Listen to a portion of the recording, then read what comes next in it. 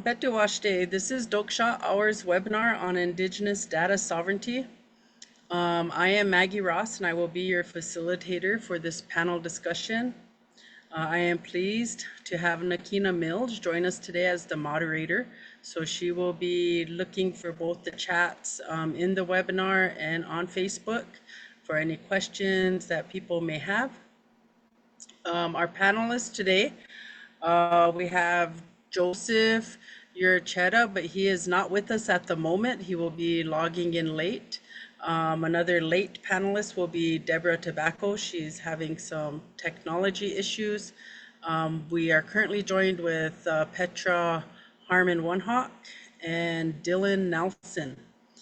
I would like to give both Petra and Dillon an opportunity to introduce themselves. And then we'll go ahead and get into talking about what we're here for. So Petra?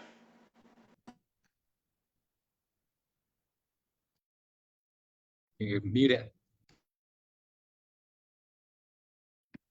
Thank you. Thank you for having me, Maggie. I'm Petewashte. My name is Petra Harmon One Hawk. I'm from the Standing Rock Sioux tribe. I'm Hunkpapa Lakota and Yankdene Dakota.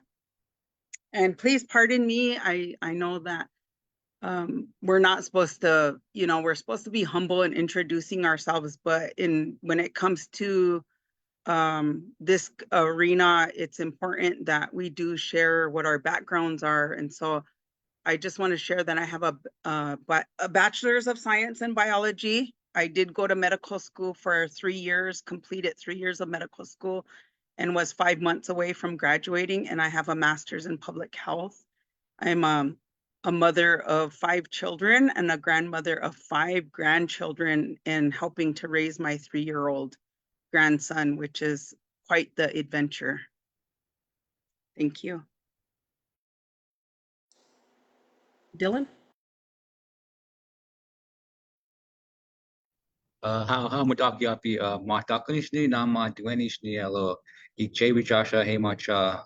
My name is Dillon Nelson. I'm from Pine Ridge, the town. I graduated from Oglala Lakota College, and with my bachelor's in Lakota studies with the emphasis on Indian law, and I also got a AA in pre-engineering, which was just all the mathematics courses for engineering.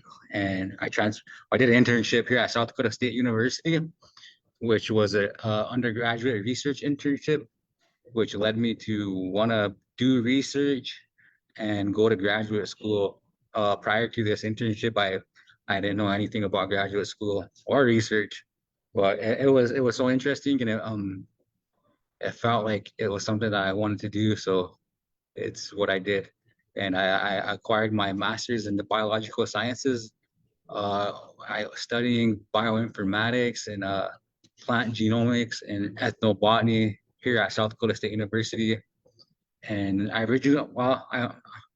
started with the intention of going to get my PhD, but the lab I was with, I just mastered out that lab, and I wanted to switch labs, so I switched into a different lab. Right now, I'm still pursuing my PhD, but it's no longer in plant genomics or ethnobotany. It's in biotechnology and bioenergy. So kind of like green chemistry. And my first year, so this is my first year as a PhD student in this lab, and I'll probably be one more year, a year and a half before I graduate. And yeah, so those are my qualifications.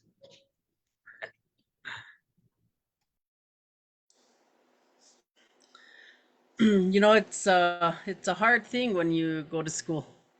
It's a hard thing a lot of sacrifices that you make, and decisions that you have to make along the way. Sometimes we make it and sometimes we don't, right? Like there's funding issues, all these different things. I think it was in February, I did an interview with Joseph Yracheta, and he was wanted to talk about Indigenous data sovereignty and the things that revolve around it. And I have those, have had those types of arguments or concerns, but was more like narrow in thinking in regards to research, and then he kind of blew my mind about like all of the different things of data, and I'd never like really thought of all of them things of data. And I just like, geez, because there's a lot of conversation about data mining, right? Like there's all of these things about data that we're not really maybe so aware of, as Indigenous people. And so I wanted to kind of have that conversation to start us off. But Deb made it. So let's give Deb a round of applause. See, we had some technical difficulties. We're glad you're here, Deb. Thank you. Kilamaya, Peti Washte. You want to, Dillon and Petra both introduce themselves. So you want to have a few minutes to introduce yourself, and then we'll go ahead and get into, and maybe you could lead the conversation into what Indigenous data sovereignty means to you. So after you introduce yourself, maybe you can do that, and then we'll follow, Petra will follow you, and then we'll have Dillon. Peti Washte. Tashina Pejuta we Imachiapi and Washichu Chajeki Deb Tobacco Imachiapi. Ina Waeki Shitoakba we Ichiapiena Ate Waeki Daryl Tukro Ichiapi. Naha Oglala Lakota Imacha Hem Imacha Naha Pine Ridge Reservation Lecha El Wati. Ampeti Washte. In regards to data sovereignty, so it's really important, and I'm glad that we're having this, and thank you for having the webinar discussion on this, because I think data sovereignty is something that we need to really pay attention to, and we need to incorporate it into everything that we do, because data sovereignty refers to the right, our inherent rights.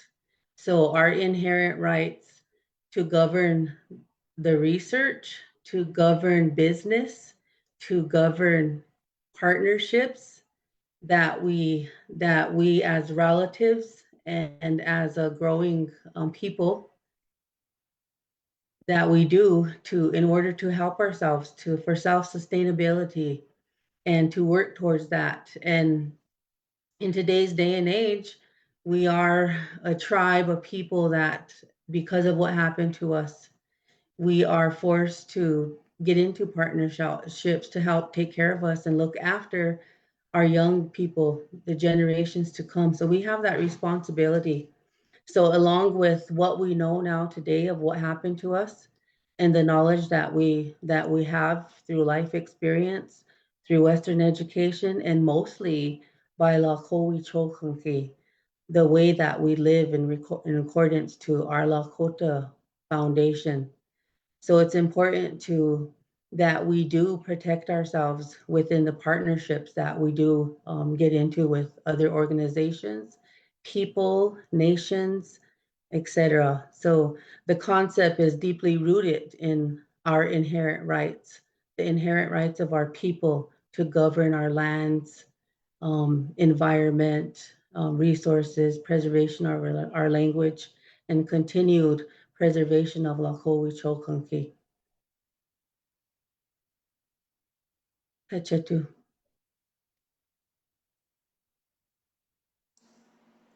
Petra? I love the Lakota introductions. Thank you.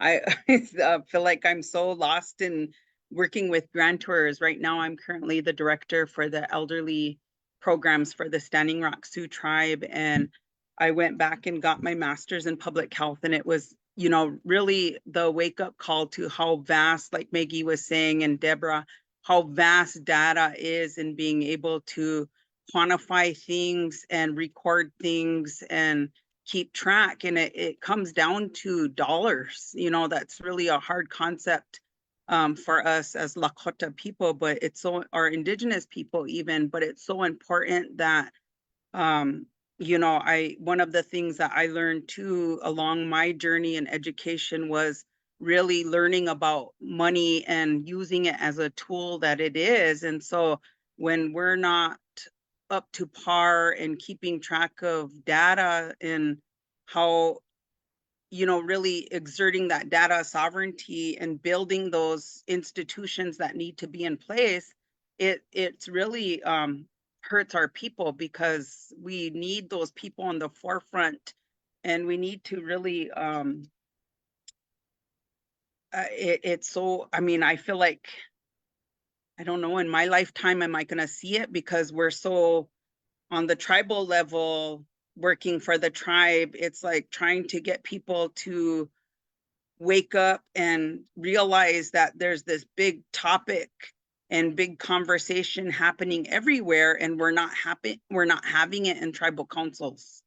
And so the IRA government's really hurting us because we're not up to speed and we're not keeping track of it. And so I want to volley it back to Maggie, just because I don't want to get too off track, but I just want to do, I do want to share that the reason I didn't get to finish medical school was because I learned about all the medical research going on in Indian country, and I spoke up because that's who I am and that's how I was raised. And it broke my heart to realize there's millions, if not billions of dollars going into research. And look at our people. Our people are suffering because we don't have access to the best healthcare, when there's millions and billions of dollars being generated off of all of that medical research, and it's being done among our people. And so at some point, I want to talk about the difference between the informed consent on the collective level versus the individual level.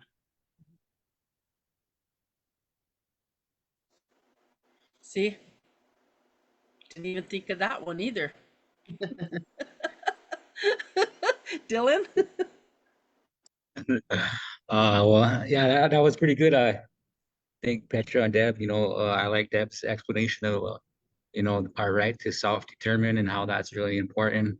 And Petra's outlook on, health data, big health it's a huge industry. Yeah, for me, one of the things that opened up my eyes was I came here to school here, and I studied ethnobotany, and I had to do a research review articles, which is you got to collect all the current literature, and you got to dissect it, and then propose a new way to look at that data, or a new way to a new outlook within your field in order to get a PhD, and then you do your dissertation on that outlook that you propose. And ethnobotany was interesting because I was looking at all the labs in the United States, and there's not a lot, but there's a handful, and they do get a lot of money, and all these labs were at huge universities, and they were mostly white people and white scientists.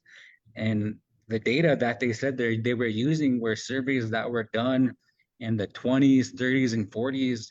And they said that this particular plant had medicinal compounds based on this interview that was done by someone else a long time ago. And they were like, well, this is ethnobotany, and this is what the field of ethnobotany is. And it was really concerning because, to me, ethnobotany was a lot more, you know what I mean? I had this idea that I was coming to this field, and I was gonna, introduce the Lakota outlook or the worldview, and make the field better. But science doesn't even consider indigenous worldview. Scientists look at indigenous worldviews as separate from science, which is fine, that's perfectly fine, but they don't consider any spiritual aspect of any living organisms. And if you do talk about that particular matter, within science communities, they consider you like crazy or something, you know what I mean? But for me as a Lakota man from Pine Ridge, you know, growing up in spirituality, growing up in sun dances and ceremonies, and you know, this was just part of who I was and how I thought. And you know, it kind of like was very off-putting for me to like read all this literature and then realize that they were just doing the same thing they did a long time ago. Is just when they took our land, you know, and they made us sign treaties, is they were just taking our information and using it to generate money. And that was just one example. And you know, there's many different examples in different fields, and so that's one of the things that concerned me. So when I think of data sovereignty, I think of the ethnobotany field and also the genomics. You know, you have DNA, you have and our digital information too. When you sign up for Facebook, or if you sign up for Google and you sign into Google and you're using a web browser, Google tracks all your information, everything you look up, everything you shop for, every site you look for. Then they use this analysis called predictive analysis or artificial intelligence, and they're able to predict what you like, or you know, what are you, when are you gonna buy something, or and what time, and then they'll put ads on your Facebook. And so that's why, like, when you open up your Facebook browser, there might be an ad of something you're shopping for. It's because it's like you're a consumer profile to them, and they're selling your data.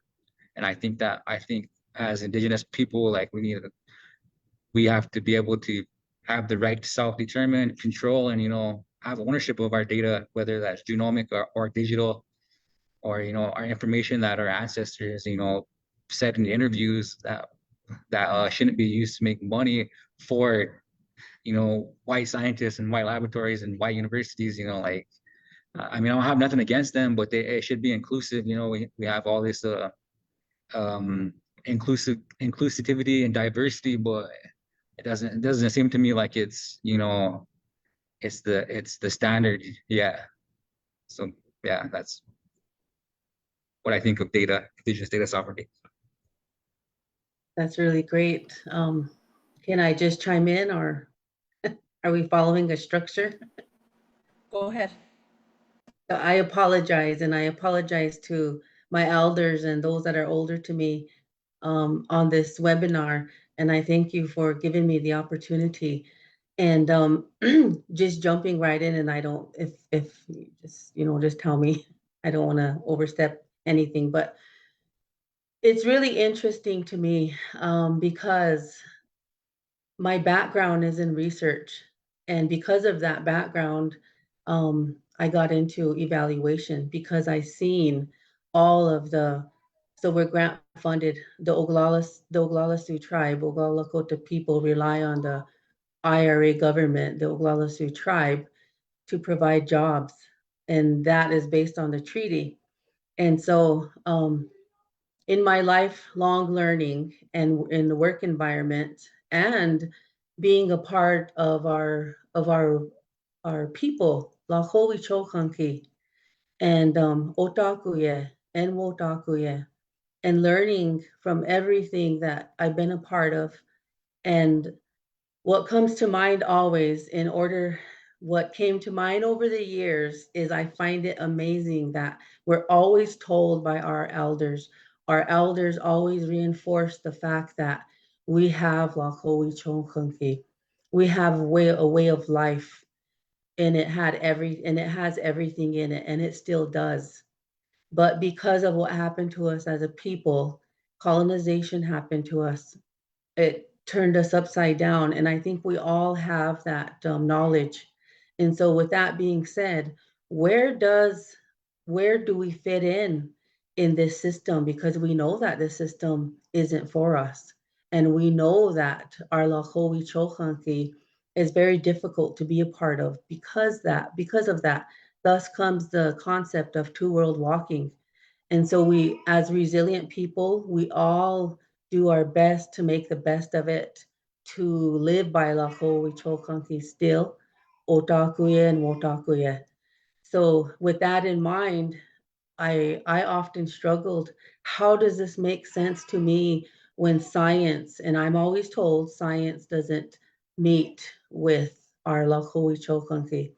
But listening to our elders, asking questions, and mainly just listening, it always comes back to our foundation as Lakota people.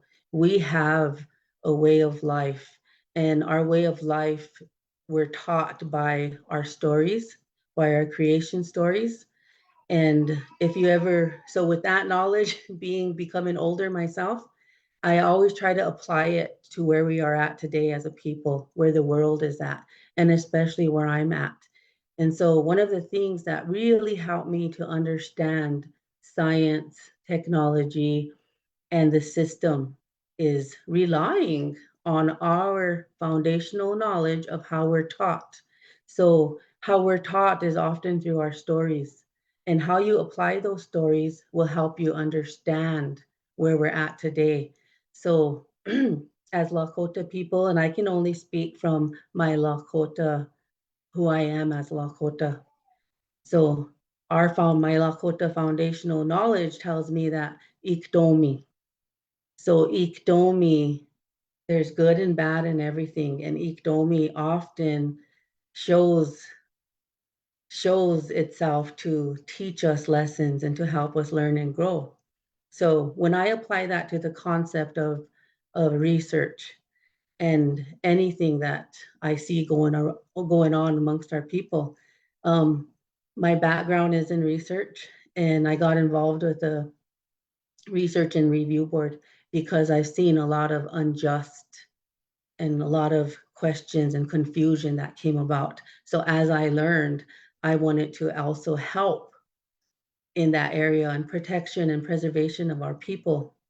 So Ikdomi, when I think about Ikdomi and I think about Lakoi Chokanki, our people lived as they do now as a collective, the collective being where all the people are. So historically, that used to be in a camp.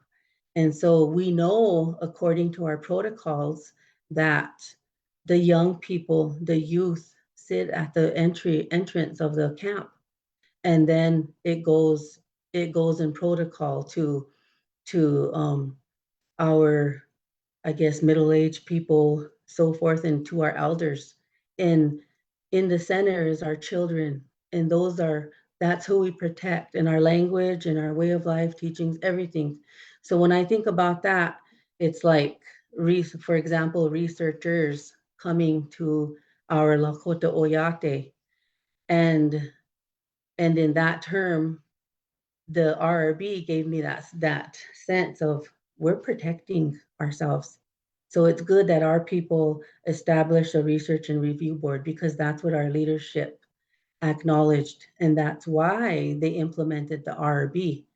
And so with that being said, when researchers come to our lands, and it's up to us, they're standing there at our front door, and as people, we need to ask, why are you here?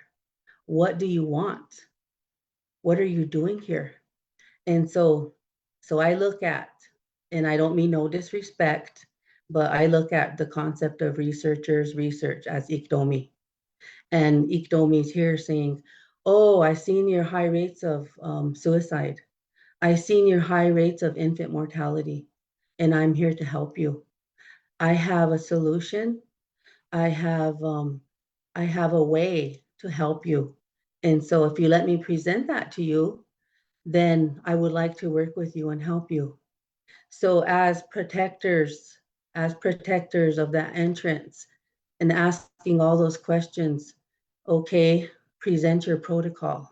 And so they present their protocol in the manner of environment, land, health, language, and integration, and acculturation. So then our people oftentimes, so acculturation is there's good and bad in everything. And so we've learned to meet them halfway and say, okay, then this needs to be culturally relevant. And so we tell them how to make it culturally relevant.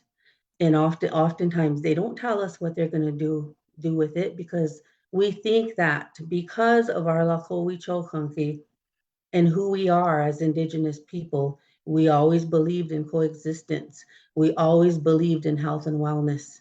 And so we looked at Iktomi as that person that we're in relationship to also. So there's good and bad and everything. And so when they present their protocols to, and then we have a whole people to look after that we're a part of, and then we take the good from it, and then oftentimes we'll say, okay, we'll work with you. But what I think and what I've learned over the years in my experience is that we need to always monitor, we need to always listen, we need to always watch and ask them, where are you at? Because the concept of wakizomi comes into play, where they're pulling the wool over our eyes. And that's what Iktomi does. And they'll say, we need to research this, or now we need to go this way. And so oftentimes within our direct services, because we're involved in a system now, it becomes where grant monies are more important. And so they go after those grants. And now today we know that researchers not only go after grants for research, they're using that information to go after direct services, where the data from those direct services is supposed to be for us, for our people, for the community, for our tribal programs. First and foremost, because that's where data sovereignty comes in. You came to our door and you said you wanted to help us. We looked at you from an altruistic perspective, from a human perspective. We took you for your word. And now you're going into direct services. Basically, what they're doing is siphoning off research, siphoning off dollars from our communities, from our tribe. And then where's the jobs? So then, oh yeah, we'll give you one person to be our recruiter.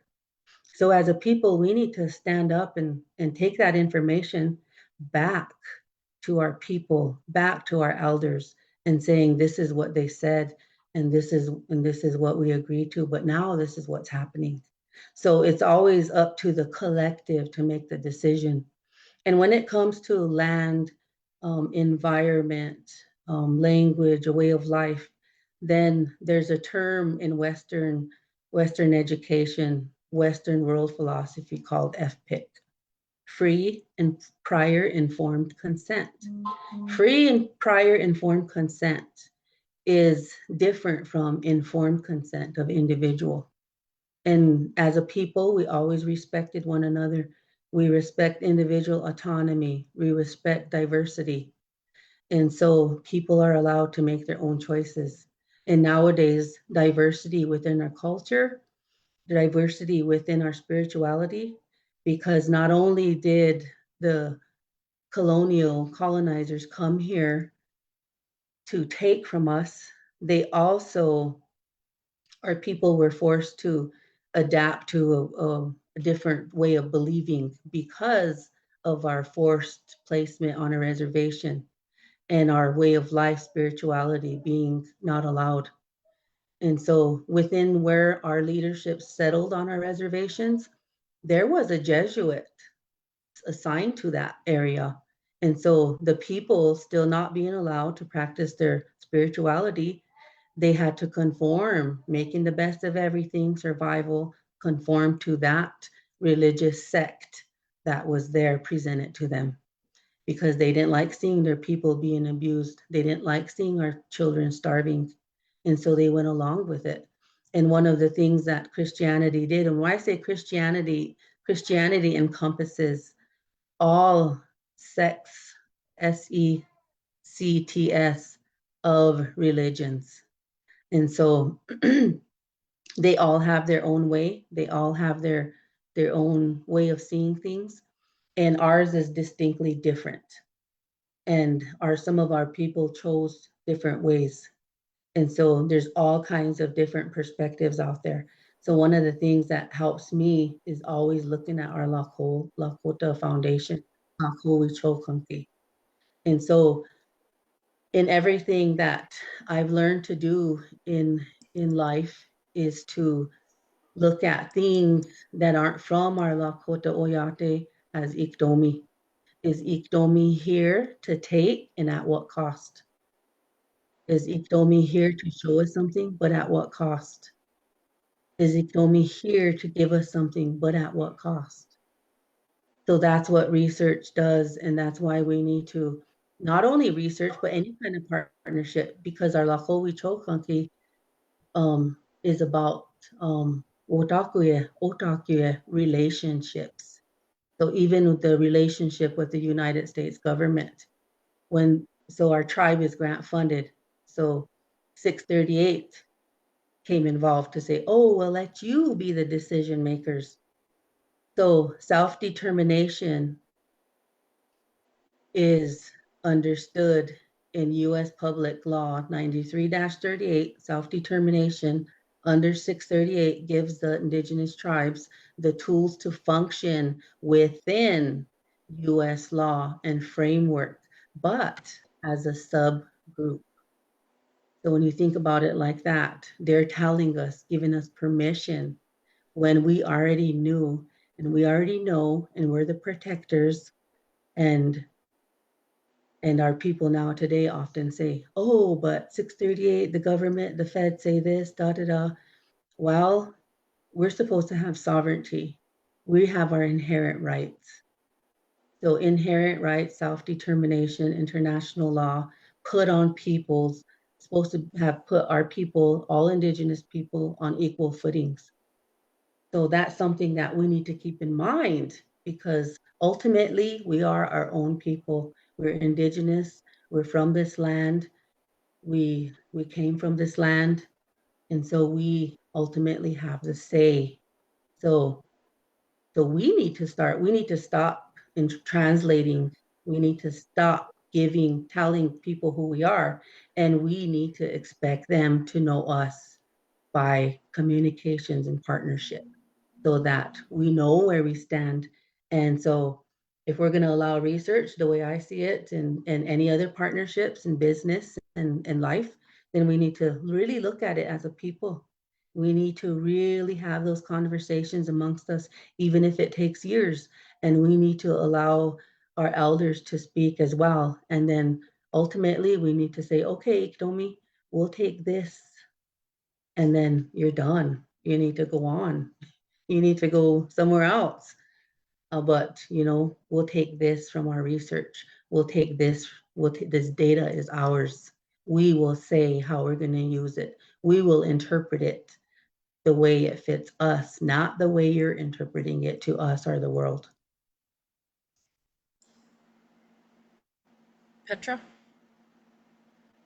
Then after Petra, I think we have some questions, so then I'll give that to Nakina, and then however we're going to go about answering, maybe one of you, if you have the answer, maybe you or suggestions, then maybe just let Nakina know. Okay. I just wanted to share real quick, when Dillon mentioned that about science and, and not recognizing the worldview, they may say that and present it to us that way, making us feel like what our belief, that our beliefs or our stories didn't have value, but yet they mined a lot of their knowledge off of it. They have surgery because of tubacarari, which is the medicine that goes onto the arrows from the Amazon, and it paralyzes people, and that's what they use. They use a form of that to be able to do surgery. And there's a big push right now to actually there's a lot of money in when it comes to language revitalization, because it's those worldviews that exist among all the indigenous languages throughout the world that hold that knowledge in their worldview. And that's where science has gained a lot of their knowledge. I mean, even Michael Crichton, who was the author when he wrote one of his books that came out after his death, Dragon Teeth, was actually about the two men that came out to the Badlands and found all of the dinosaur bones based on the stories that were told amongst the indigenous people. And so there's this harvest that occurs off of indigenous people. And we really, what I see And I'm trying to speak fast because I don't want to take too much time, which is really big in public health, is being cognizant that we're sharing time amongst each other. But I just wanted to share that I had it, I went through all of this schooling to learn how valuable our knowledge was. When the doctors are going up to Alaska, they're not buying Columbia and North Face. They're buying Indigenous people, what they make, their mucklucks, their everything, because it's most waterproof. It's the best that they can get. And so it's the iron. There's really a lot of irony in it. And then just hearing what Deborah said, Sanford is the biggest taker in our region when it comes to research, and they found a way to get around our collective. So even if you have a research review board or IRB, they built their hospitals in all of the research areas that they want. So if you go as an individual to Sanford, you don't even have to sign it. They've already given you the paper that says that they're going to take your DNA. So I just want to finish real quick. When it comes to our DNA, Joseph was the one who actually invited me to take part in the SING program, which is the summer internship for Indigenous people into genomics. And the thing about what I learned there, and what is really hard for me, is that, when we die and they harvested our DNA, we no longer own it. That's their rules. So what rules are we gonna create for ourselves? And the thing is that when we're giving our DNA to all of these companies are selling all of that research. And then I knew it, and I had sent a recent article to Maggie, is that it's important for us to have these discussions and decide for ourselves, because a lot of times the DNA is being used to research migratory patterns. And so it's important that we push for our people to be in these circles, as hard as they are, because it is very much backwards in regards to how we carry ourselves, how we talk, how we're supposed to be respectful of people, but if you don't speak up and you're not assertive enough, you're not going to get your voice heard in these circles. You're not going to, so it's really tough. And the thing is that it's important that we're in control of our narrative. We're in control of telling our own story and defending our creation stories, even, because the migratory pattern studies, DNA is not 100% science. There's a lot of noise and background when it comes to DNA, and there's so much stories, and I'm trying to rush because there's so much to this data sovereignty, but there's other voices at the table, so I want to be mindful of that. Thank you. Thank you guys very much. That there's great discussion happening in the live chat and then our Zoom chat. So please continue on with those discussions that are occurring in both those spaces. It's great information that you guys are putting out there. One of the questions in the Zoom chat is how does data sovereignty apply when it applies to research and the potential for large number of tribes whose sovereignty and whose data? So I'll kick it off to Dillon first, and then if anybody wants to chime in, if you guys could answer that question. So how does data sovereignty apply when it applies to research? Well, if it depends on who you're doing. It's because it's a gray area. I mean, the legality has been explained by Deborah and Petra both about whose data it is and where it comes from and how it's being used, and there not being any type of laws in place that protect us. We don't, as Native American people, we're the only people that, so when you sign up for a job at an example of this is when you sign up for a job at IHS, you get Indian preference, and no other ethnic group can do this in the United States because it's against the U.S. Constitution to do that. But as a Native American, we're not considered a ethnic group or race, but a political a sovereign nation within the United States. And we can go back to the Marshall trilogies, and that defined our status as a sovereign nation within a sovereign nation. And so like as Indigenous people, as Native Americans, need to make those laws and then get them passed and through legality and then enforce them, because researchers like they said, Sanford, they're gonna go around those type of processes, so they don't have to pay, or so they don't have to disclose that information, because we live in the economic system we live in is capitalism. It's how much money can we make off of free things, and data is free. And right now, as Native Americans, the first thing that was mined was our natural resources and our land, and then it just over and over. Now it's then it became our culture.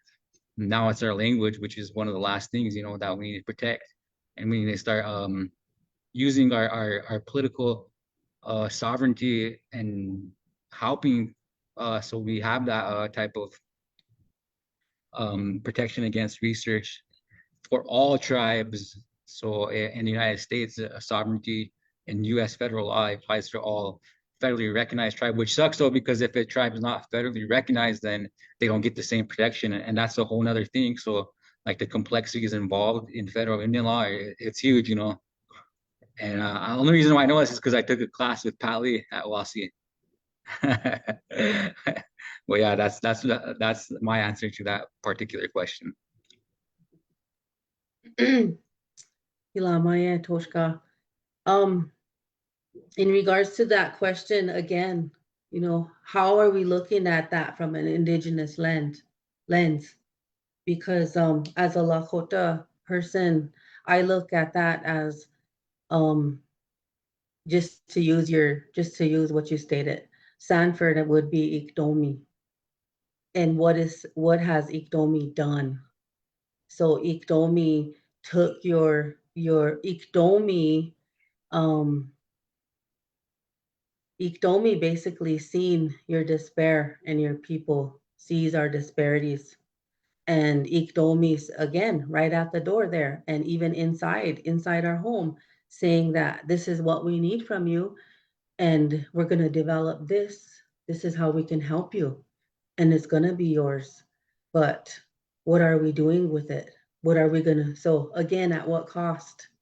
So then as a people, we really do need to talk about, have those hard discussions with our leadership in our communities, because oftentimes our leadership, because of the way that what happened to us as a people, have been converted in another way, whether it's beliefs, whether it's living a different way, whether it's being a part of the Western system because they're making all this money and they're gaining some type of respect and credit and integrity.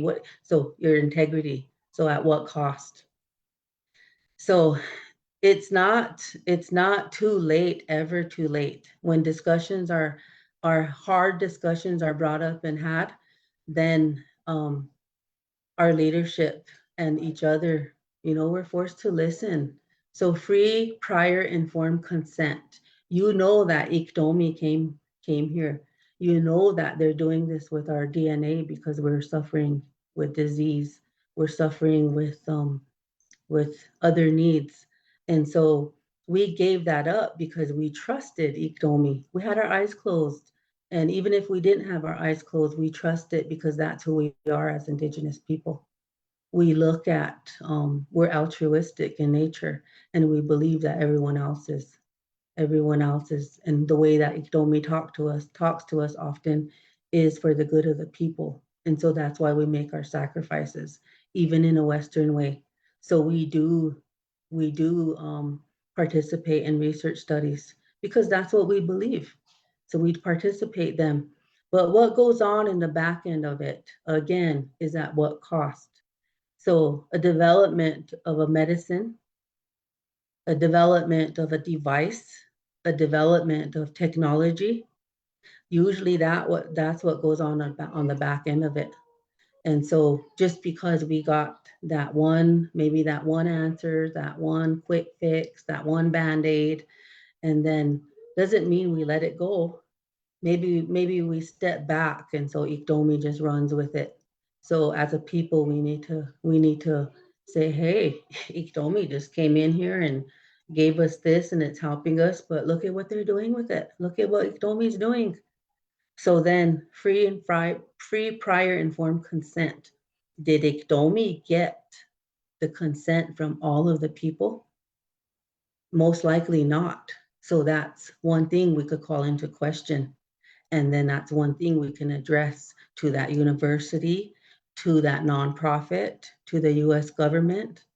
Those are things that we can do to address and say, this is what, you know, ICTOMI, you did. This is what ICTOMI did. And so this is what we know now. So then what do? We do need to address those things. Maybe it's not letting ICTOMI into the door anymore. Maybe it's tightening up our policies, creating laws, and saying that, I mean, look at what happened to the Havasupai. That comes to mind.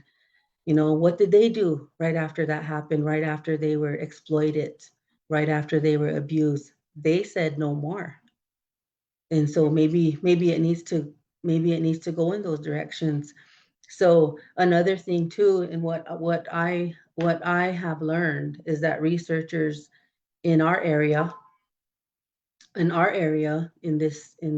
land here, and I don't want to say South Dakota because that already, it's really difficult.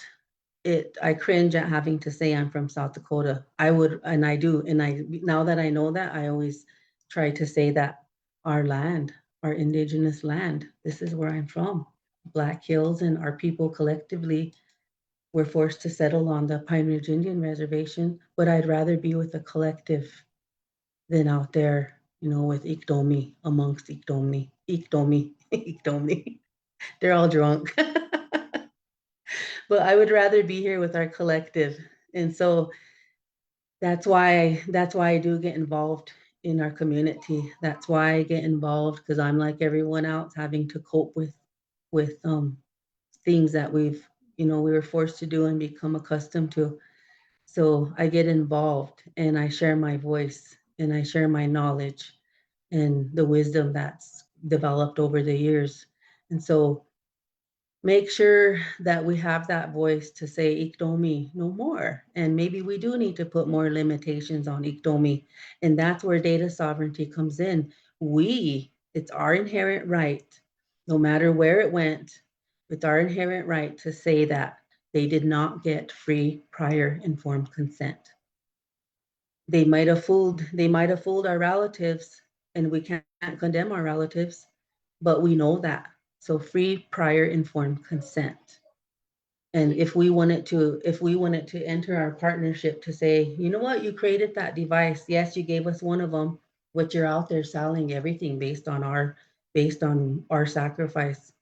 So even financially, you know what, we want 80% and you get 20. So we need to make free prior informed consent, even our research review boards and our tribal council, whoever's those decision makers are, to say that we need to start asking for more of what we need to help ourselves, because this is our research, this is our data, and we're in charge of it. So we already say in Pine Ridge, RB already says you need to get permission from us. But then they say, well, that's just your jurisdiction. And I've been faced with that by former research teams that I've worked with. And I've always said, I'm Oglala, Lakota. I live here. These are my people. And I always bring up those hard subjects. You have to talk to the whole people. And as far as I'm concerned, no, you have to bring the people to the table. And if you're not doing that, you know, you're just ICTOMI. And at what cost? So I've been raising my hands, screaming around, and using my voice, and hoping that our leadership does listen because data sovereignty research is the new gold. Research is the gold is more than that they discovered, our DNA. So if we're going to enter into partnerships, even for medicines, we need to have say. And we should really be, honestly, we should really be asking, who are your stakeholders? Because we know grant funders, philanthropy, they're funded by somebody who wants to follow the colonial process, because that's what it is, and steer the narrative, change the narrative. And so we need to be aware of that. And we need to, now that we have all this learning and we know our history, we know where we're going, we need to start saying, all of us here, all of us that are talking, anyone out there in any capacity, any area, needs to start saying that we're the collective. And these things need to be accepted by the collective and not just the ones who gain prestige from Western education. Because we have a whole lot of people that aren't being heard because they're not involved in a Western education or there's some level of it. But if we have our foundational knowledge, that's who we are. That's everything. Go ahead, Petra. Yes, thank you, Deb. That's so good. It comes down to health equity and where who are those stakeholders? Where is that funding coming from? And the issue that I had with Sanford and when I was in medical school was that addressing the question from the chat or the discussion is that really it's policy that is really important, putting that policy in place and recreating that collective. And so when I went back to get my master's in public health, and I give a lot of credit and give thanks to Dr. Donald Warren, because he built that curriculum around American Indian health and really looking at those policies. And so when I was going through the discrimination in medical school because of the research, my question was, why aren't you funding IHS? But yet NIH, the National Institute of Health, is the one who's giving out all of this grant money and research for medical research, and you're creating the health disparities and keeping us in a state of health disparity, but yet you want to study those health disparities. You want to study diabetes. And so the Pima Indians are a good example of that they've been studying them for 30 years, but you haven't seen an improvement in their health, but yet the tools are all there. Why aren't our people getting them? And so when you go and study public health and they talk about health equity, we have diabetes because the system has set it up that way. We live in food deserts. And my bad joke is that we're the Death Valley of food deserts. The food system is designed for our people to eat most processed, high carb diets. And as a result, our people are dying and suffering atrociously because of the diabetes. So you want to come in, talking to these researchers, you want to come in and study diabetes? No, we need leadership at DC saying, and at USDA and talking in the Farm Bill. And I've seen the changes happen, but they're not happening fast enough. Because when you talk about data and you talk about the numbers, look at our land base on Standing Rock. 85% of that land is being farmed and ranched by non-natives. So we don't even have access to our land to be able to farm and grow foods and have buffalo, have all the healthy foods that we need to change those health disparities around. But yet we still have researchers that want to research us for our high smoking rates, our high infant mortality rates. So anyways, I could go on and on. I really think that we need a collective, like Deborah said, it isn't just people with the PhDs, with the Western education, but we need that collective. And for those of us who go off to get our education, not only for those of us there, but there really has to be a rebirth of cultural competency for our own people, because assimilation has been pushed on us for so long. And so I want to acknowledge Dr. Michael Yellowbird, because he's done a lot of that research, and he talked about that, is that it's not by accident that we're in the situation that we're in, because assimilation has been pushed on us for 100 years. And so we have our own people who are culturally incompetent in our own culture, and the danger of cultural incompetency is that it becomes culturally destructive. And we're seeing that. We live that every day. So I want to stop there, but it is incumbent upon us to come together and figure this out. And I'm sorry I get fired up, my voice gets louder. That's good. Russell Means once stated that we need to get angry. And I know a lot of people take it as being violent, but what he meant in addition to that, I believe, is exactly how you're feeling. Because we need to find that fire inside of us. And that means the emotions. We need to get angry, and we need to start pointing out Iktomi. And even more so, there's something even, according to our stories, more terrible than Iktomi. And that is, in our stories, Iya, the devourer, or also stated as Ibom. So in what you were saying about how you're expressing yourself with Sanford and health, so that could be looked at as Iya, the devourer, and all the people that are pushing that, Iktomi, because that's what they do. So tribes aren't a one size fits all, and it's paternalistic to think that anyone could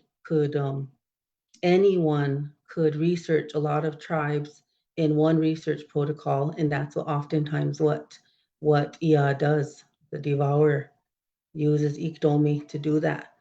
And so a lot of tribes in the research protocol are proposal and get accurate data from. So we have to be aware of that. We have to know what that is. We have to know who's in our home, who we let in, who's standing at the door.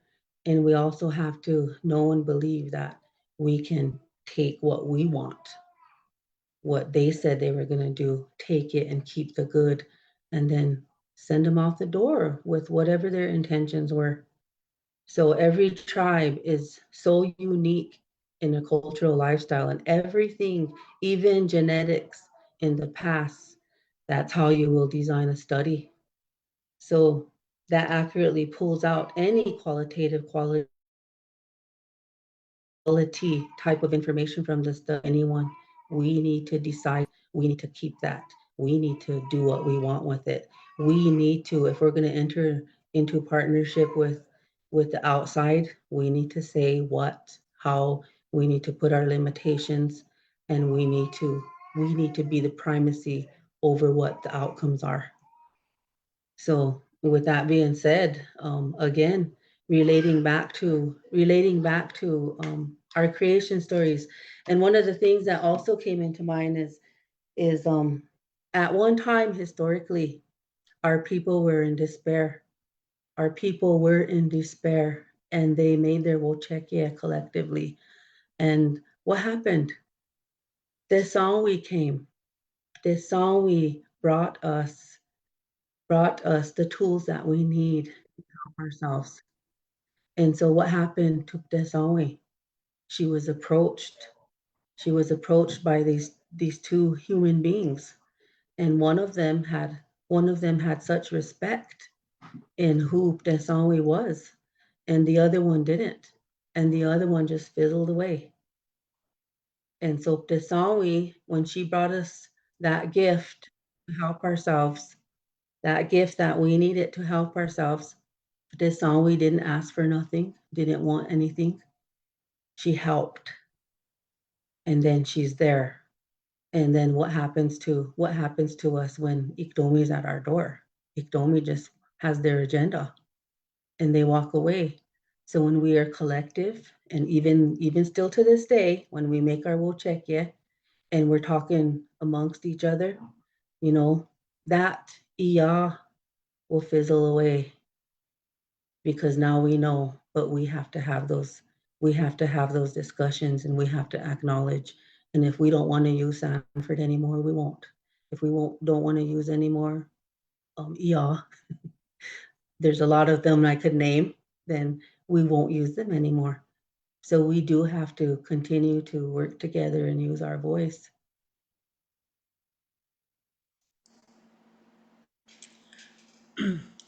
Geez, you guys are just causing fireworks to go off in my brain, and like I'm mad now. I'm gonna have to go protest in Pine Ridge and wherever else. But I do want to introduce Joseph Yracheta. He finally made it here. So I'll let him introduce himself, and then he can add to the discussion on Indigenous data sovereignty. Yeah, hello. Sorry I'm late. I'm at a ceremony here. I got called this morning to come out here, so I forgot about this meeting. I'm Joseph Yracheta. I'm the Executive Director and Vice President of the Native Biodata Consortium. We're a young company. We started in 2018 with a grant from Stanford to create a bio and data repository here on the Cheyenne River Sioux Reservation. And in that short time, we've been very successful. We've got our 501c3 nonprofit status back in 2019, and we've been getting generous donations from philanthropic organizations as well as money from the NIH. And we are we are in a network of networks. Some of them are the Global Indigenous Data Alliance, local contacts, which is a way of labeling Indigenous data so that you can track the provenance in case anybody ever tries to monetize tribal data. The Collaboratory for Indigenous Data Governance, which is out of the University of Arizona, with Desi Lonebear and Stephanie Carroll, and then also the U.S. Indigenous Data Sovereignty Network, which had its first ever data governance summit in Tucson back in May. So we are using the jurisdiction and geographic border of Cheyenne River to protect not only Cheyenne River samples, but anybody who does not trust their settler colonial government. So we've gotten phone calls from the Bahamas, from South Africa, even England, people from the Pacific, people from Alaska, people from Mexico. So we just recently got a call from some folks in Costa Rica. So we're basically a safe harbor for anybody who wants more time to consider what they want to do with their samples and data, if they want to keep using them, if they want to allow others access, or if they want to destroy them.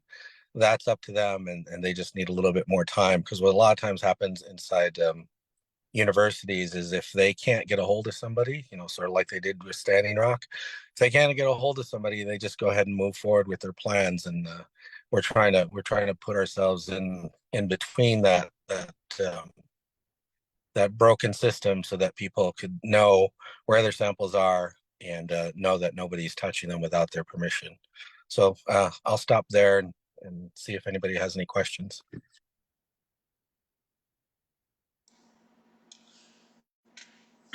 It's really been interesting to think about. I mean, it's the way I think too, like tie everything to creation, and I analyze around that concepts, and I'm very frustrated about it because it seems like not very many people do it. Like we are sometimes I feel like we are so assimilated, or we're so adjusted in that I don't know if we don't want to do it. We don't want to come from that perspective, because then it's going to take us back to who we are as a people. And then we might have some form of maybe guilt or shame or something, so we don't want to deal with that. And then we have a process where I think this is really important to like what Deborah is saying, like this collective conversation of bringing people together and saying this, and then getting this informed consent from that place, because oftentimes when we come and research, we might be coming, even as Indigenous people, coming not in a, let's say, authentic way, or a way that's going to really be beneficial for for the tribe. Like, we're still doing it in a way that in which, as an Indigenous researcher, I'm going to profit from this, I'm going to do something from this, and so then it becomes harmful again. And so that's kind of what my mind is thinking about, and I just wanted to like hear what any of you guys have to say on that. I think, with all due respect, and again, having a background in research and life experiences and such, when it comes to research and DNA and the possibility of having it saved, my first thought says, thanks. My first thought is, for what? I mean, are we, and I mean no disrespect at all. I'm just being honest and transparent. So for what? To make a Lakota after we are all extinct? Because research involving our DNA, research involving anything about us, should not ever continue on without us, without free, prior, informed consent. That's where it's important to rely on the people. And I don't mean just the leadership. I don't mean IRA leadership. I mean the people, the Oyate. They have that inherent right to decide if that's going to happen, because those decisions need to be made by the Oyate and not by anyone else, or not by one individual and not by one group. Because again, we know from research that there's a way to deal with disease. And even Western education is catching up because they research us. So how to deal with disease? We Sundance, and it's just not about getting out there sundancing. What happens to us when we Sundance? Our bodies reset. So now Western education knows that fasting helps to reduce diabetes symptoms, cancer, allergies, resetting your body. And then not only that, we also have to do our part in what we're putting into our body and what we are doing with our minds and our growth and development. And that all goes back to our foundation as Lakota people, as in my sense. And I'm not saying everyone has to be Lakota, so make that clear. It comes back to our Indigenous knowledge, foundation knowledge of who we are as Indigenous people, how we're connected to the land, what resources we have available to us, and how we take care of ourselves and tend to Unchi Maka that provides for us. So again, in research, in my understanding in integrity and ethics, when there's a research protocol that's designed to help us in any way, and that's required to collect data, because we have a responsibility to our people, those that have converted and conformed to other belief systems. We have a responsibility, and they have a responsibility to us too as Lakota people, that we're a collective no matter what. So respect, integrity, and ethics. That when that research protocol is done, we helped design it, we made it culturally relevant, but when it's done, it's done. And part of that agreement is those specimens, that DNA, even if it's just a little blood prick on a stick, need to be destroyed out of respect for who we are as Indigenous people. And so if there's anything else that's going to be sub-made of it, like a sub-study, that has to go through all of that process. because we have to ensure that our young people, those that are coming up after us, have that respect and integrity to say no, to give limits, and also open the doors and take what we need from Iktomi, take what we need from Iya, and then we don't want the rest, and no, you can't do what you want with it. So it needs to be destroyed, period.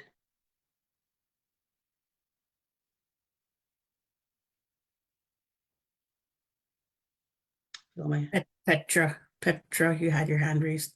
Yes, I wanted to say that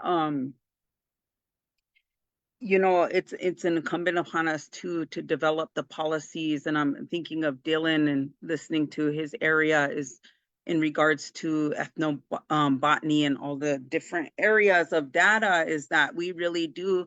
I know the Mohawks have developed a policy to protect our relatives, the plants, the animals. And so we're talking about research when it comes to us, but you know, we have that responsibility for all of creation, to keep an eye out for all of creation. And then really just thinking about, you know, the health equity. In health equity is that it's you know, the money that is there to build our educational systems, our restore our land bases, make sure that we have adequate housing, make sure we have clean water, that we have not healthy foods.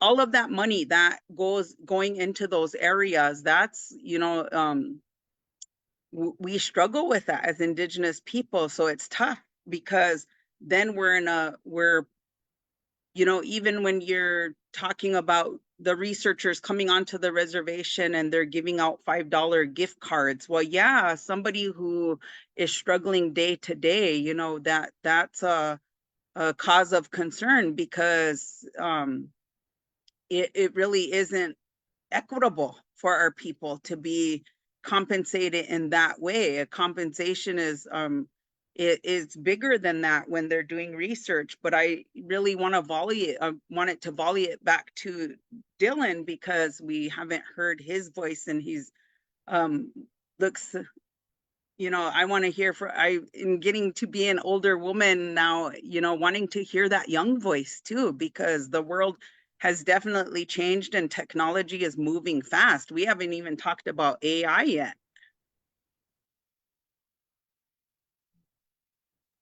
Yeah, I think like I like what Joseph and Biobank is doing. I think that's important because you know a lot of the cures nowadays are a lot of therapies for diseases. They derive from your stem cells, are derived from your own cells that you can produce stem cells from. Stem cells are they're defined as pluripotent, and so they're able to become whatever cell that you inject them, whatever organ that is.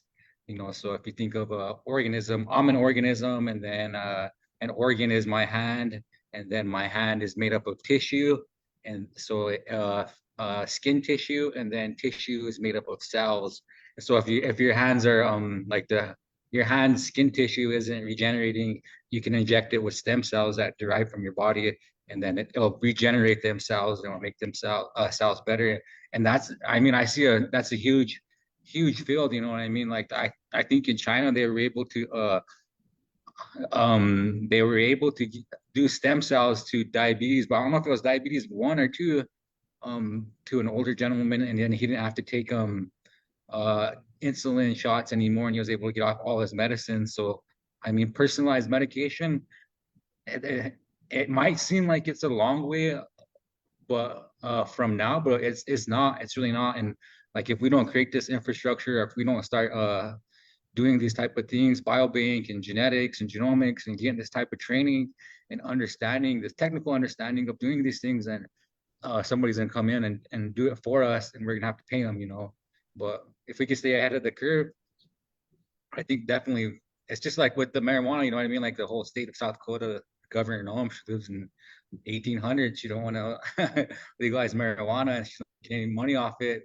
All our tribes are making money off it. So I mean that's a good thing, you know. I think it's gonna be the same thing too, like with like personalized medication, like genetics and genomics is a good thing, but definitely always keeping in mind when having people at the table, that are native and part of the tribe. And like Deborah said, we always need to think about from our understanding as the Lakota people in our worldview. And my dad, when I told my dad I was doing genetics and genomics, and I was telling him I read a paper. They put the genes so there's genes that are related to communication between humans and how we speak. I think they're like 5 or 6 genes, but they put these genes into mouse, and then the mouse's squeakings got more complex, and they start developing I think a language for talking to each other. My dad was like, "That's playing God." He got upset. I mean, but that is true though. Like molecular biology is definitely like they play God, and they insert in genes from this organism to this organism, and you don't know what you can create and how harmful it can be if it's not thought about. And one of the good rationales of Lakota people is we think about everything. We don't think about science puts everything into a reductional system, and so they're just categorizing everything, and they're reducing the problem, and they're reducing the physical phenomenon just to one isolated installation. But that's not true of life, and that's not true of nature. Nature is not an isolated system. It's all interconnected. And as Lakota people, we think of everything as our mantra, our saying after we get done praying is Madakiase, and that means that I am related to everything, and that's just not people. That's plants. That's all living things and all fundamental forces like electromagnetism. Nuclear weak and strong force and gravity. All these things. We're all related, and our understanding is really deep as Lakota people, and that's one thing I always think about. Like how are we going to be able to stay ahead of the curve? Because as Lakota people, we were able to adapt. We adopted the bull, or we had the bull, and then we adopted the horse, and then we adopted the gun, and the horse and the gun was pretty much how the Plains Indians were able to control all the northern plains. Like these were technologies that were introduced to us, and they empowered us, and they made us a stronger people. And so we have these new technologies of science and artificial intelligence, and we need to adopt them and use them to our advantage to make ourselves, empower ourselves, not only economically, but communicating with each other, and documenting our sources, and having databases, all these things that we should own.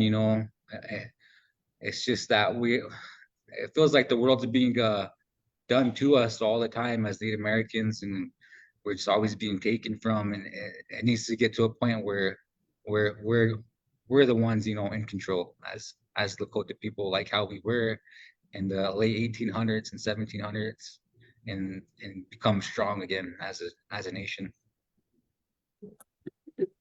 Thank you, Dillon. Joseph, you had your hand up, and then we do have a couple questions from the audience. Yeah, to both Petra and Dillon, it's really scary. The problem's a lot bigger, and the technology's moving fast. And I feel like tribal governments can't keep up at all. They don't understand how powerful these technologies are. And the problem is that they see us as bioproperty. We belong to them. We are meant to be harvested, right? And the lands where things are growing, like plants or animals or microbiome or our grave sites, also belong to them. And I've been in a lot of rooms where people are super racist, and they're like, well, they've been conquered. We can have those things, right?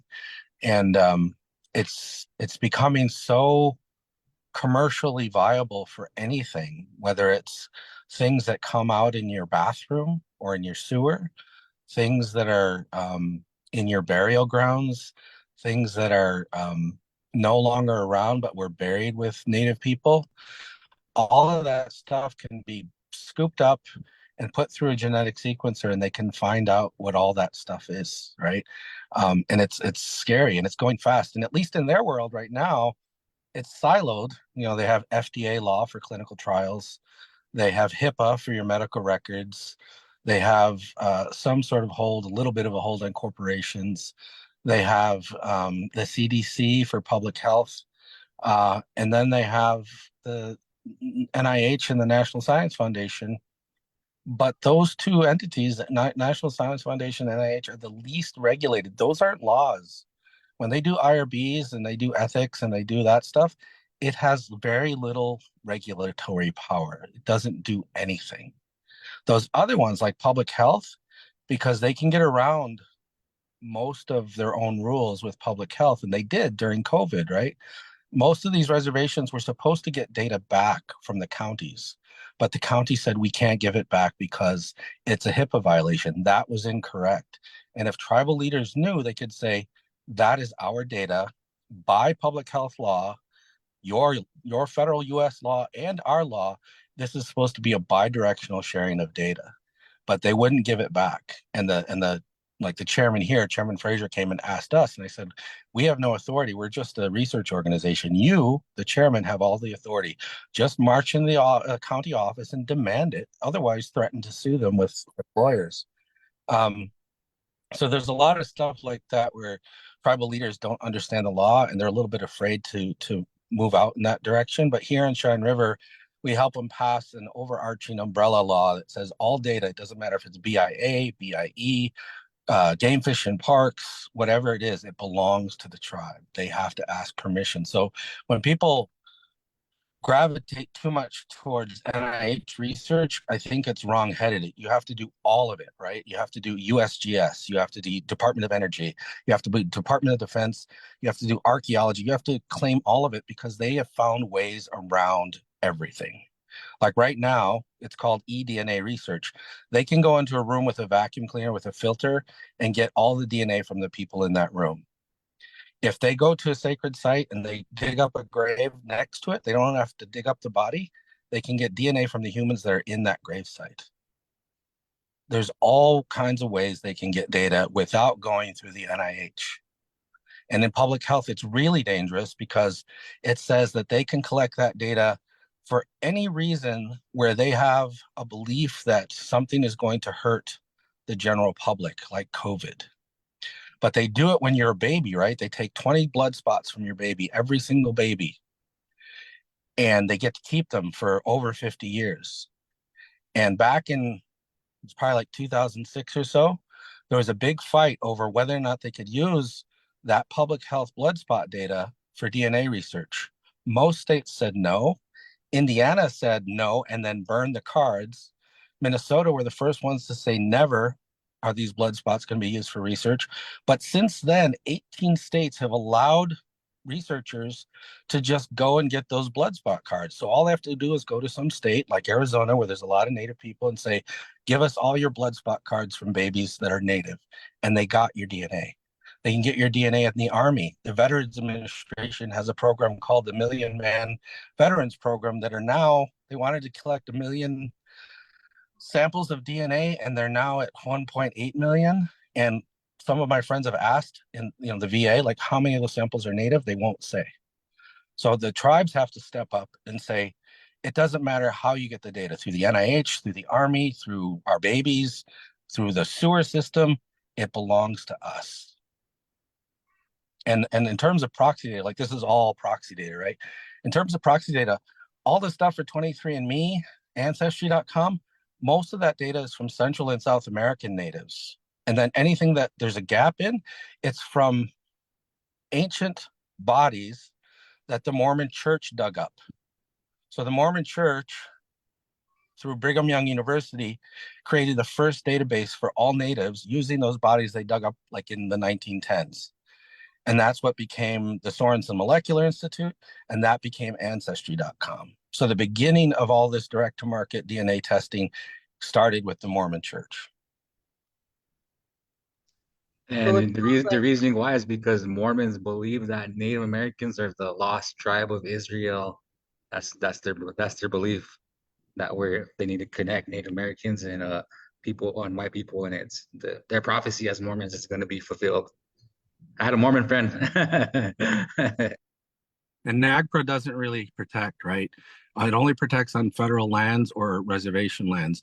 If you find a Native body on a private farm or ranch, you can't get it back.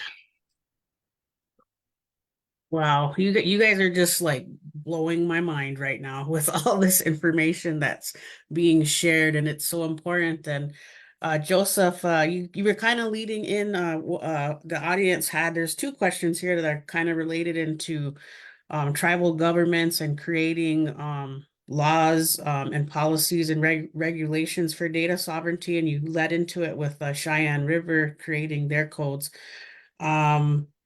So are you guys aware of other tribes or nations that have done that to protect, what you guys are talking about? Yeah, we just came out with a paper a little while ago. It was you can look up my name, you can look up Stephanie Carroll's name, you can look up Ibrahim Garba's name, but it was collecting all, well, not all, but probably about 18 different reservations and the laws that they've done to protect their data. And the problem is that they don't all do it the same way, and they don't do it for every single type of data. Like some of them might focus on missing and murdered Indigenous women. Other people might focus on high school data. Some people might focus on archaeological data. So everybody does it a little bit different and has a different concern. But that paper's out there, and we're hoping that people will pick that paper up and look at some of that draft language and use it to pass resolutions in or ordinances for their own tribe. But we're trying to move forward. The Navajo Nation has had a 18-year moratorium on any genomic research. Standing Rock has a moratorium on genomic research, but I'm not sure if it's species wide or if they lifted it for non-human species. I'm trying to get, maybe Petra knows, I've been trying to find out if it's still for everything or if it's just for humans that they don't allow DNA data collection. And then we have helped the 32 Anishinaabe tribes in Ontario pass a similar resolution about 2 years ago. So we're moving slowly, and I apologize, but we're going around spreading the message. It's like you have to first state emphatically that it belongs to you, and then after that, you have to find ways to bring that to court. And so, like I said, Local Context is a global Indigenous project centered at New York University, and they have all of these labels that basically the tribe decides what the label means and what it says and how they want to protect it. We did help the Upper Sioux in Minnesota. They were building earth lodges, and they got an architect to build or to draw one for them, and then the architect was trying to copyright the drawing. So the tribe's like, no, you can't do that. That belongs to us. So we asked Local Context to help them. So now the Local Context label says the drawings are allowed to be shared with other tribes, but nobody else. So it's these kind of dynamics start to have to start happening so that tribes can not only track their data through space and time, but can bring it to court if necessary. They get to decide how much sharing happens or if no sharing happens. Yeah, we had a question. What is the name of the paper? Hang on, I'll look it up here just a second. Oh, okay, thank you. And then any other panelists have heard of other tribes doing? Yeah, I would.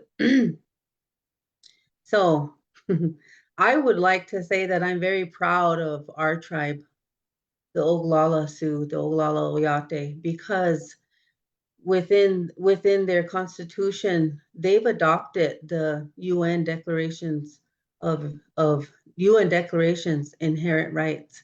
And within that Article 29 in our constitution addresses everything under our foundational knowledge. So I don't believe that we have to specify every little thing we're protecting because it's already stated there. No matter what, we have inherent rights, and we do not have to specify anything according to outside recognition to tell us that, oh, you didn't say that. No, we have inherent rights. That says it all. We're an Indigenous distinct people, and in the Western concept, we do have our Constitution, and our RRB adheres to that Constitution. There may be other tribal members that misinterpret that, interpret it the way they see it, but what it all comes down to is that we have our inherent rights. And if that was debated amongst anyone in this world, that would tell you that we have our inherent rights. Nobody has a right to say and exclude anything about what we say or do or want. So to enforce that, to give teeth to it, it takes the Oyate to speak up. It takes the Oyate to tell our leadership and to stand by it, that free, prior, informed consent.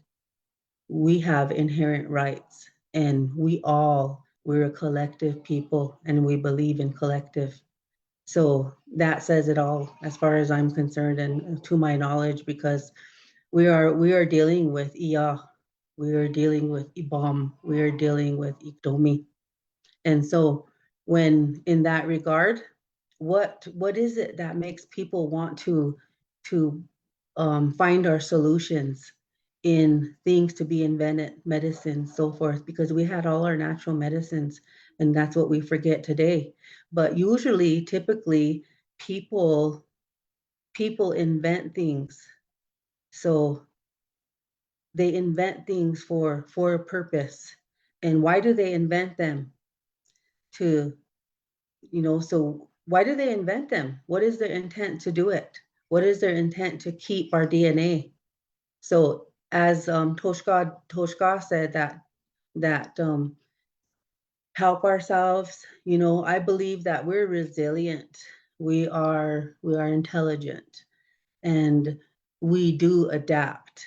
And so if our people choose to adapt and get into this research in regards to DNA, genome, whatever, then that's our inherent right to do so.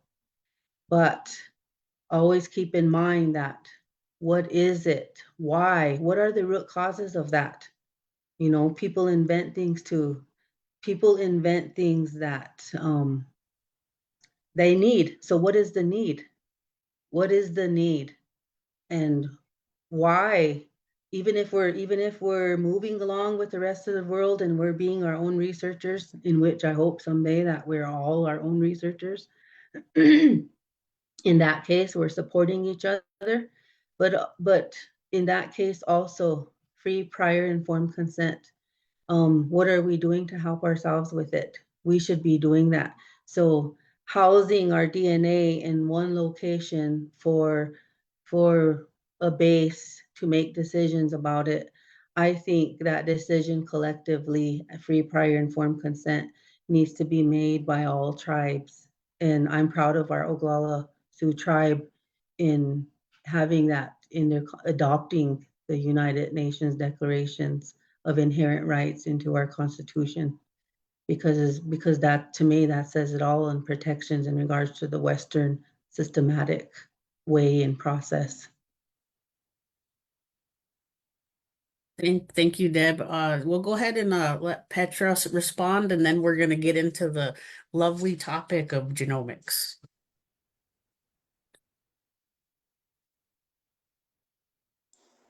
You're muted. You're muted. Yes, sorry. So I just wanted to say, definitely I wanted to mention Oglala Sioux tribe and the Mohawks and the Navajo, the Dene people are really ahead of it in regards to research and community participatory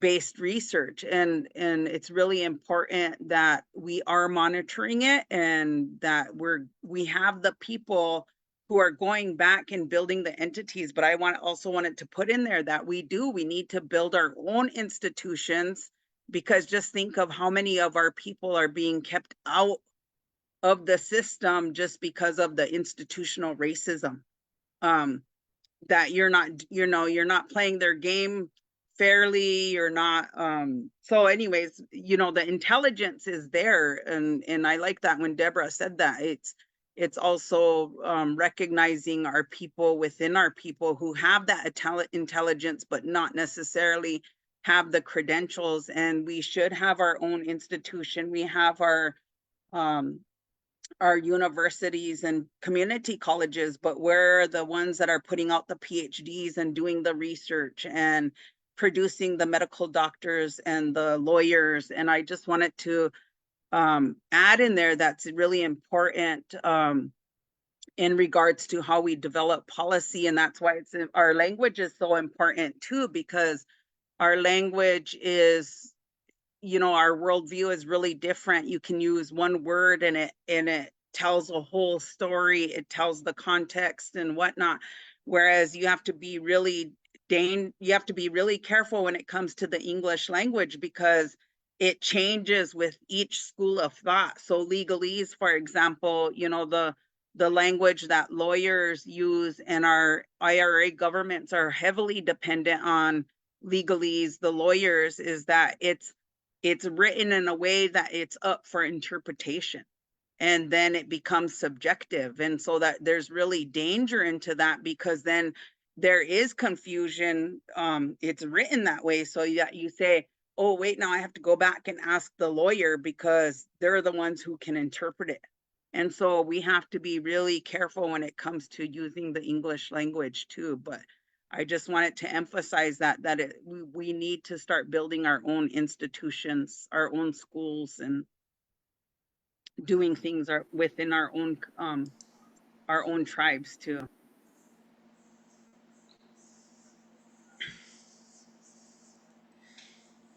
To find the words to follow up to these guys here. Dillon has kind of been circulating us around in the conversation of genomics. And earlier in our I don't even know what you call it, our pre-setup, we were briefly talking about it, and he did a really good job of like talking about how oftentimes we may talk about things and the listening audience oftentimes may not even know what we're talking about. And so how it's important to make sure that we're making those full circles. And so I want to start with Dillon on this conversation of genomics. If you would be able to break that down, talk about it, and then when Dillon is done, we'll go up to Joseph, and then we'll follow with Deb, and then Petra. And then as we go along, if you have questions, Nakina is keeping track of all the questions to ask. So, okay, Dillon. Okay, hopefully I'm able to explain this topic. I've been researching it for 5 years now, so I'll try my best. But genomics is, when the word genomics is the study of genomes. And so, and what a genome is it's the total DNA in your body. And what DNA is it's the name of the chemical basis of the DNA inside your nucleus. So like I said, if you can think about it in terms of order of magnitude, and I'm an organism, and then the organ is my hand, and then the tissue is the skin, and then inside the tissue is the cells. And then so you have all these cells that make up your entire body, depending on the organ and organism. But inside of the cells, you have a cell, and then inside the cell is a nucleus, and then inside the nucleus you have what is called DNA, and the DNA is 2 meters long. Every DNA inside of a human is 2 meters long inside each cell, but it's wound so tightly that it fits inside the cell, and it's really thin. So, but the DNA I think is 2 billion base pairs. So if you think of DNA as A, T, C, and G, that's fine for this purposes. And so what happens is what happened was the Human Genome Project, which was the largest largest collaboration experiment of scientists. And so they took the DNA out of humans, and I don't know exactly who they took it out of, but they were able to take it out and extract it using chemical methods. And so they broke down the cell wall, then they broke down the nucleus, and the DNA was left. You have these long strings of DNA, and then they put them through a sequencer. So a sequencer was able to read which base pair it was, A, T, C, or G. And then they were able, at the technology when they first started out, it wasn't very good. They were only able to get 200 base pairs each one. and there's 2 billion within the whole entire genome of a human. And so it took them a long time. But now the technology is so advanced that they have the third generation sequencers that can get up to 200,000 base pairs, which is amazing, you know. And they have computational methods that can put a genome together. So after you sequence it, you have all these small pieces of DNA, and you got to put them together to understand the overall picture of a human. And so that genomics is this whole process. This is what happens in genomics. They get the DNA, they sequence it, use computational methods to put it back together, and then you have a picture of what's occurring and what that particular organism, the human organism, is capable of doing. And so that's why it's basically your blueprint for your entire body. You know, it's your code. You know, and which if somebody has the code to you, they're able to, you know, manipulate that code and, you know, make you sick or whatever. But it's a lot more complex and more complicated than that. You have epigenetics. Epigenetics is what we get passed down from our parents, our mother and our mother and our mother, what passes down, which is interesting because when you say the word huta, which means root, in Lakota, your root is your mother's mother's mother's for 4 generations, and that's how a long time ago you were supposed to introduce yourself. And epigenetics, you get your DNA passed down, and some of the modifications come from your mother. Most of them, not all of them. I mean, it's a optimized process, but that's genomics, and they use the Human Genome Project open up this entire field of studying DNA, and not just for humans. They do it for plants. They do it for everything. Like Joseph said, they can go in a room and vacuum up particles and then just extract the DNA and know what's in it and know who it is based on segments of the DNA, which is scary. You know, I mean, it's good for like crime and stuff like that for the police and stuff, but it's scary because they can edit that. They can make so if ethnic groups are defined by certain segments of the genome, and they can make diseases that only affect certain humans, you know what I mean, and certain ethnic groups. And if you belong to a certain ethnic group, and you might get sick, but another person might not. So personalized medicine, it cuts both ways, which is scary. You know, it's just really, really scary. But yeah, that's my understanding of genomics.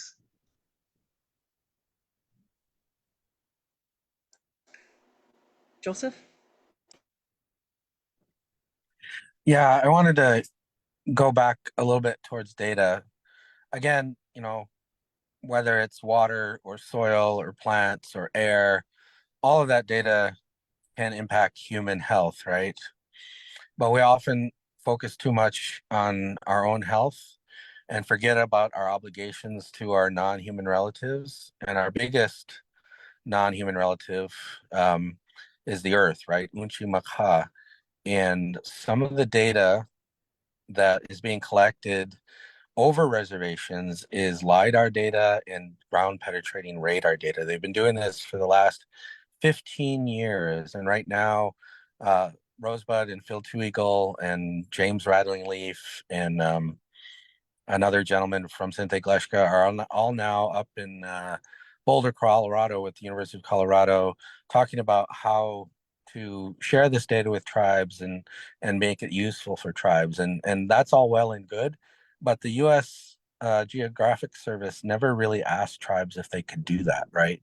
They have enough data in the ground, not only to tell you where your relatives are buried and past housing and migrations and whatever else, but it could see the prairie dogs, it could see rare earth metals like lithium and uranium and all that kind of stuff. They have lots and lots of data, and they never asked to collect it. And now they're trying to go back and say, well, here we have this data, you can use it how you want it.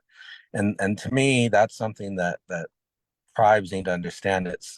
It's not just the human data, right? It's the data that might impact humans, but almost might will always impact the environment and the earth around there, right? And so like sometimes things don't get funded, like doing investigations on heavy metal poisoning of soil and water, or if they drop a bunch of pesticides and herbicides on a reservation, they're like, oh no, we don't want to do that kind of research. We don't want to ruffle those feathers. We don't. So it's not just the human DNA, right? It's every kind of data, and data is about telling stories. And I know Lakota like to tell stories, and you need the data to tell the story your way, whether that's to get more federal funding, whether it's to do a lawsuit, whatever you need to tell a story for, it's your way. And of course, they've been telling stories about us for a long time, that we're East Asian, or that we're also migrants like everybody else. You know, they use the data they want to use it for. We have to get the data to use it how we want to use it, right? And then also to protect ourselves. You know, Nevada, the tribes there, they were sitting on a bunch of lithium. They got that lithium away from those tribes, right? Now Sonora, they found a bunch of lithium, and they're trying to get into Sonora with those Indians there and take away their lithium when they're already, you know, hurting for water. They can't get any water to help themselves in Sonora because the United States has blocked the Colorado River. But now they want to get the lithium from those people's lands. So long story short is, data is important to tell any story and to protect whatever it is you want to protect, whether it's plant medicine or your ancient relatives that are buried somewhere, or just protecting your water and your soil. So going back to human genomes, Dillon was right on all counts. And the reason why all of a sudden they care about native health, because if you remember, they didn't really care in the 90s at all, right? Then all of a sudden now they care, and they care because of DNA.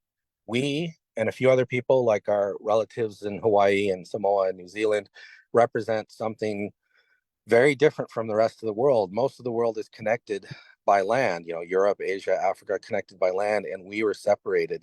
And we evolved in this place with these plants, with these diseases, with these animals, all that kind of stuff. And that's what they're looking for. It's like right now, the human genome database is 81% European from all over the world, Australia, Canada, the United States. And then the rest of it is mostly East Asian, Japan and China. And then there's just a very tiny amount, like 4% from other different people across the world. And so they're looking for easy fixes to problems, whether that's HIV or COVID, whether that's type 2 diabetes or rare diseases like brittle bone disease. They're looking in us to find answers to those questions. And to me, you know, the first era of discovery was, you know, the Inter Caetera by the Pope and the Vatican in 1439 for Africa, and then 1493 for the Americas, that said that they can have all of our stuff, right? Now they're doing the same thing. We're really in a wild west of technology, and everything's up for grabs because, you know, the capitalist system is dying, and they need some new treasure chest to dig from, and that's what they're trying to do with native data of all kinds. And the last thing I'll say is, Dillon kind of alluded to it. One of the things that you can use human DNA for that's not health related is criminal forensics, where we might want to use it to find missing and murdered Indigenous people. They want to use it to put us in jail. And right now, the statistical math for DNA and forensics does not include Native people. My friend, who's Danae, she and her friends did a study and said more often than not, they will find a relative and put them in jail instead of the person who did it, because the math is made for white people. It's like 1 in a million chance that it's wrong for white people. For natives, it's much higher. It's like 1 in 10,000 or 1 in 100,000. So the ability to get the right person for the crime is lower in native populations because they don't have our DNA and they don't have the statistical math to accurately pinpoint a criminal. So that's very dangerous for Native people. Jeez. Deb? Can you hear me? I'm trying to, I muted myself for a second. Yeah. Okay. Pilamaya, that's really good information. And again, it just everything brings me back to how I understand things. And I don't mean any disrespect to anybody, But in regards to research and Indigenous people being their own researchers, I believe that that's what needs to happen. I'm really proud of Toska Dillon and any young person who acknowledge themselves as wanting to do more, and it's an Ozuya to get a Western education, because as an Ozuya, you're going out there and you're learning about the world, you're learning about Iktomi, you're learning about Iya, and you're bringing that knowledge and experience back to your people. And insofar, it sounds like Toska Dillon is in his interests is again to help the people, and she Joseph, the same thing, and that's really good, and I support that. But the one thing that I would have to add in encouragement is to acknowledge Iktomi, acknowledge Iya, and what is it that they want. And as a protector, getting involved in genomics research and such, I encourage you to ask yourself, what are you going to do at the center of our Chungleshka, of your Chungleshka? So what are you going to do? And how are you going to say, Iktomi, this is your limits. I'm going to take this knowledge that I learned from you, but you can't use me. You can't force me, and that's what I heard. So with all of that, we're dealing with, what are we going to do to protect ourselves with it? And I do, if we do have a research base that's studying genomics, Toska Dillon probably should be ahead of that. Our people probably should support him so that he could ensure that Iktomi Iya is being, kept away, and our people are taking what they need from it and making use of it. And that's what I think we have to keep in mind, because we are resilient people, we are adaptive people, and we always want to do good for the Oyate. We're altruistic in that manner, and I really believe that. And we're challenged with diversity. Diversity is a good thing, because we can't exist without each other. Even, we can't exist without each other. So diversity, our people have become diverse in their belief systems. And we know that our belief systems, for every human being, that's just humanity, guides us in our lives, in our decision making. So whenever I was younger and doing my master's course and my thesis, my topic was Christian elders' perspective of Christian influence on Lakota culture. In the interviews, the elders that I learned something great and deep from each one of them.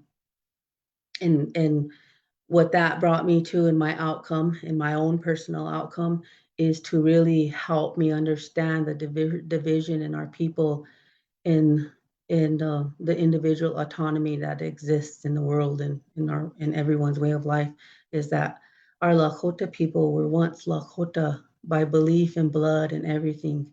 And then what happened to us as a people, we became diverse. Some of our people became, at first it was forced, some people chose individual autonomy to be a part of it. So they became Lakota by blood and Christian by thought and belief. And then today I noticed that some of our people are consider themselves just Christian and without the Lakota. And I think that's really sad and hurtful, but it helps me to understand when decisions are being made without free and prior informed consent. And that's how I understand it. And that's how I understand these complex issues. So our DNA being used to find solutions, to find, to look into the future, to help ourselves. I think that's Toska Dillon's Ozuya. He has a vision, and he deserves to be supported, because he's our Toska, he's our relative, and he wants good for the people. And in his Ozuya, he sees what's happening, and so does Joseph.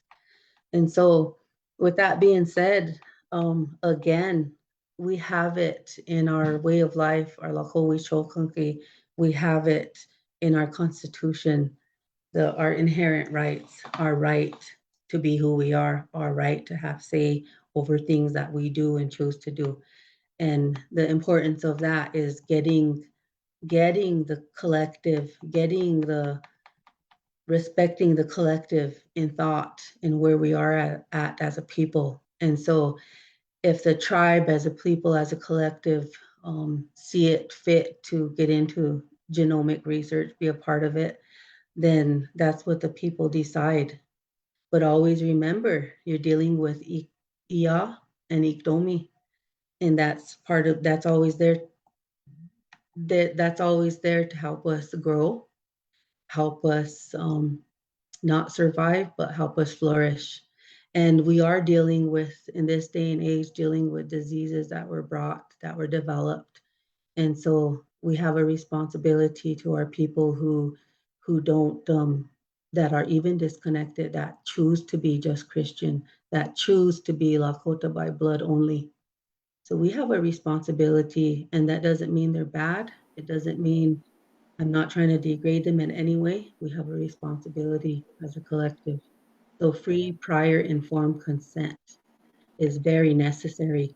And when we work with Ikdomi, we need to ensure that they're aware of cultural humility, cultural awareness, culturally responsive in practice, cultural competence, period. We need to ensure that, and those are our tools. What are you doing here? What do you want? And we need to decide, we need to tell them what's what in that regard. Petra? So, oh, all good stuff. So happy to be amongst all of you. And I just wanted to share that science is much like an organized religion. And so we have to be careful to not give it too much credit, because it is based on hypothesis and theory, and something can be discovered tomorrow and change the whole basis of a study. So it's not as concrete as we think it is. It's very much fluid. It very much changes. There's a political agenda behind it. The like Deborah talked about, the stakeholders, there's people who control the narrative. So we always have to be mindful of that. And I think Ikdomi is the way to describe that. It definitely is a good way. And I wanted to share that in my journey, and I can't believe, because I've turned 50 years old and I'm very thankful to be 50 years old, but I was 15 years old when I went to San Diego to the Research Science Institute, and DNA was not even a science yet. I worked in a lab, and they were doing antibody, ELISA assays is what I had to work with, and that they were trying to develop rape kits to identify people, to be able to try to find perpetrators and put them in prison. So in my lifetime, I've seen DNA grow, the science that it grows, and there's good to it. It's just like Deborah says, it's Ikdomi, because there's good in it. The DNA databases that exist, the flip side to it is that you can identify missing and murdered Indigenous relatives. We had a person from Standing Rock, and all due respect to him, he was found in a landmine out in Washington State, and somebody referred him to the detective who was trying to identify people. Actually was referred to my sister, and they got permission from the tribe to run his DNA through the database, and he was linked to a family in Standing Rock. The danger side to that, though, was exactly what Joseph was saying, was that the numbers are not large enough. And so it did create a hardship for this family, because then there was a question of paternity. And what people don't realize is that even when you're doing paternity tests, two brothers can both be seen as the father of a child. They have to go and do a deeper analysis to find out who is the father. And so there's a lot to DNA, but there's a lot to, like Dillon said, Midakwe Oyasi, we are all related. And I always remember learning about DNA when I was a young student in biology, is that in all of DNA of all of creation, we share 95% of our DNA with all of creation, all of living things. And it's the 5% that differentiate us as humans and primates. So we're still sharing that same gene pool with the primate family. And it's 5% of that 5% that makes us different as human groups in regards to our hair color, our eye color, the differences in how we look as human beings. So it's a very small amount of DNA that makes us different in regards to humans. And I always want to say, I have always believed this because of the stories that I was raised with. And my experience was much like Deborah's. I had to find, how did this fit into my Lakota worldview? How does this science fit into our world? And our people were sociologically advanced. So a lot of genetic diseases that exist are because of people who marry within their own families, within their tiwahe, within their own tioshpaye, and come to find out we're one of the few peoples in the world who have that belief that you don't marry within your own tioshpaye. And so diversity in regards to, not the same diversity as Deborah was talking about, but the genetic diversity is actually a protective mechanism that protects us from recessive genes, from diseases. And that's not just important in the human population, that's important in cattle, in animals, in our plants. And so we do have to be doing things to protect our plants, our plant relatives and our animal relatives, because they've gone through hybridization. And there's some, I was aware of that there's, something could come along and wipe out that whole species because they no longer have that genetic diversity to protect them. But I also, so I want to end with a real positive thing about the beauty of DNA is that it's fluid. It's much like science. It's not set in stone. It's not rigid. It's very fluid. You have what are called jumping genes. You have food, the type of food we eat has an effect on our DNA.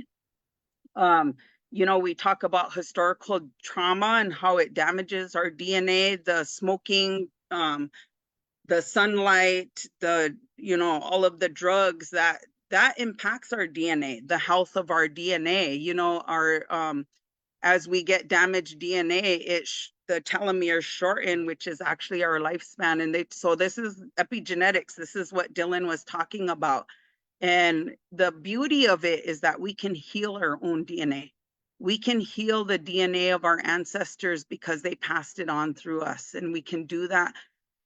My study in the past year has been healing. And what does that look like? And it's the feminine. It's connecting to Mother Earth. It's taking your shoes off and letting that vibration come through your body, and she heals our DNA. And it's so beautiful. I just want to cry because it's so bigger than us that, we, even as a scientist or educated in the Western world, we have this tendency to think that we have control of it. We got to do this. We got to do that. When in reality, in Lakota, we're just a small speck of the universe. And there's so much that we don't understand, that we don't know. And so my thing is really, my path has taken me to healing, and that we have the power in regards to neuroplasticity. We can change the way our body reacts. We can heal our DNA, we can change our neural pathways, all of that. And that's the beauty of our belief system, is that we have those stories within our tribe. So thank you very much. Joseph, if you had your hand up.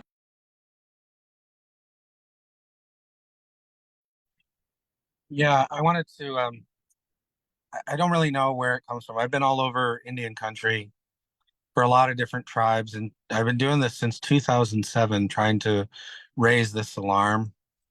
And I don't think that tribal leaders fail to act because they don't understand it. I think they fail to act because they're afraid of it, right? Especially when administrations like Trump try to go to tribes on the East Coast and say, you're not Indian anymore, right? We're gonna get rid of you because you look black or you look white and you shouldn't have a casino, this and that. And I think that a lot of tribal leaders are afraid of that mixture. You know, they're afraid that DNA is going to tell them they're not native anymore. And I try to tell them, I'm like, you get to decide who's your family. You get to decide who's a member of your tribe, right? Not anybody else.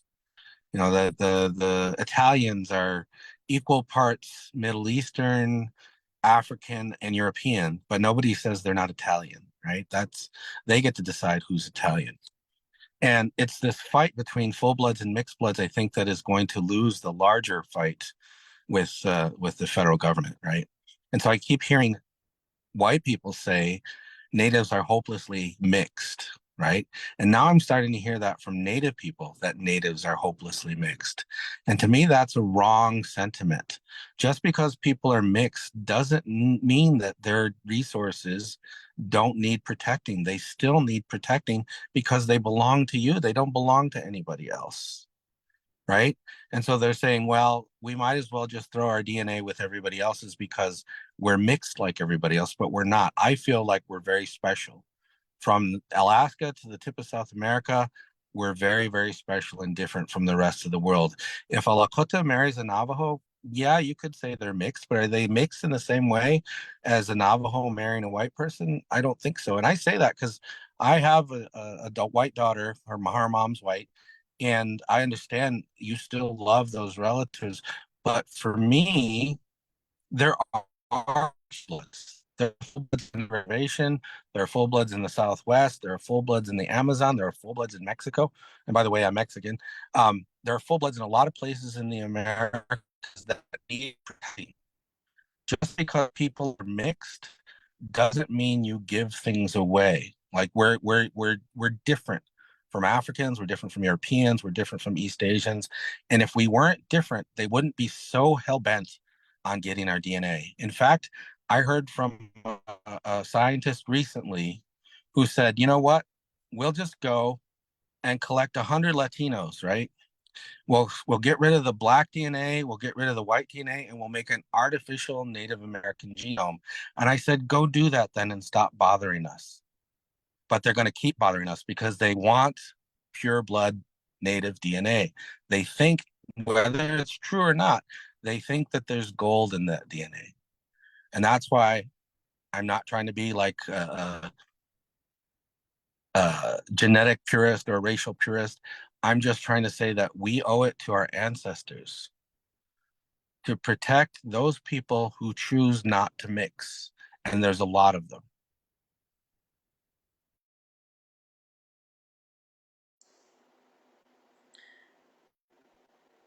I think that there's this big confusion thing too.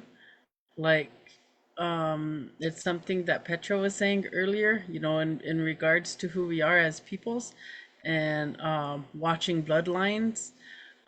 One time I was listening to a friend of mine talk about this and how it was always like on the grandmother to identify relatives and to protect the bloodline so you're not marrying within your relatives.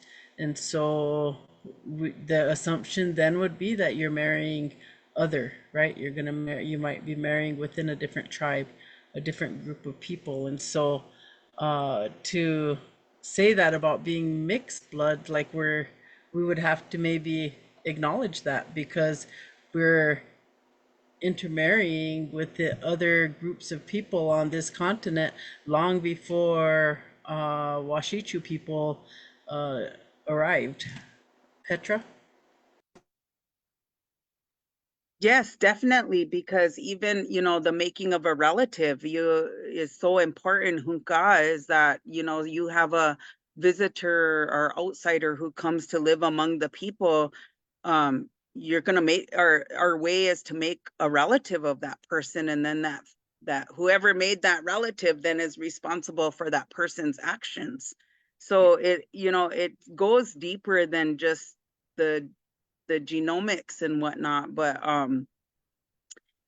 Joseph was saying something and I lost my train of thought when you were talking, but definitely it's who we are. We believe that you don't marry within your own. And so to be, if we start to focus on being full bloods, then that means marrying within your own, those certain gene pools. And I know what I was going to say is that what I've always believed in regards to the way they mine and way they're looking is that they're looking for who they are, because they're lost, they're disconnected. They have been disconnected for so long. And we are so blessed because we live in our homeland still. We have so much of who we are still, and that we don't have that need to go looking. We don't need to go dig up graves and get DNA and try to piece the puzzle together. And it's just that's what we have to remember. I mean, Deborah and Dillon have both been saying it, is that it's in our stories, it's in our belief system. And so that's important too. That needs to be part of our institutions too, is that we need the scholars and the experts in our own history and culture and belief system too, so that we're uplifting that. And so I just want to end with that in regards to what happened to us in the diaspora of all the policies in the last 100 years that have caused all the hardships that we have now, is that we need a declaration of peace. And I say that because within peace is where you have growth and healing and coming back together as a people within our homelands, not saying just our reservations, but our homelands, so that we can start to grow and really flourish as a people again. And we need to do that. I never hear that conversation, but I definitely am gonna always put it out there. Thank you. I think this has really been good for me. It's been good for me to think about it, and to like, I'm going to take away from this and think probably more, and I will probably go look at research, go look at things that have been talked about today in regards to Indigenous data sovereignty. So one of the things we haven't gotten to yet is talking about artificial intelligence. AI has emerged, and it seems like it is on fire. It's only been a short time, a year and a half, that it's been like publicly out there. And I had a Toska of mine say, Tui, you should get this AI, because this AI app, because it can help you with your calendar. Geez, it's really done miracles for me. It keeps me on track. It even asks me if I'm just laying around, being lazy and stuff. And so I was like, I should maybe try that out, or because I have a hard time, staying focused. But so AI is a big thing, like in education, we're all worried about students are going to get on AI, and AI is going to be the one writing all their papers. And so we're more worried about dishonesty from our students versus any other kind of conversation. And there's a big thing on Facebook with Temu and Shein. You know, Temu and Shein are stealing art and reproducing it for pennies, and people are buying it. And so I wanted to move us into that conversation now about how artificial intelligence in this data conversation, how it's going to affect us, and then what are some of the things that we should and can be doing. I'd like to start the conversation with Petra, and then we'll move to Dillon, and then Deborah, and then Joseph. So we've all watched Terminator, right? Is this the beginning of Skynet? So, it is really scary. And I just have to joke about that because, you know, that's what it makes me think of. It's moving really fast. And I don't know if you saw the story on Facebook. All due respect to the young woman who had her pictures taken and people could put their face on her pictures, and AI did that.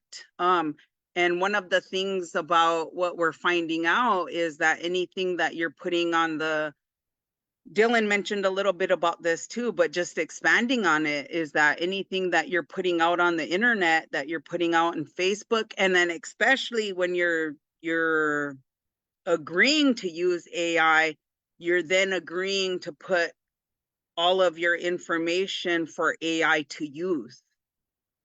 And so there's not even a informed consent, or it's just, if you agree to use AI, then you agree for AI to use whatever you're sharing with them.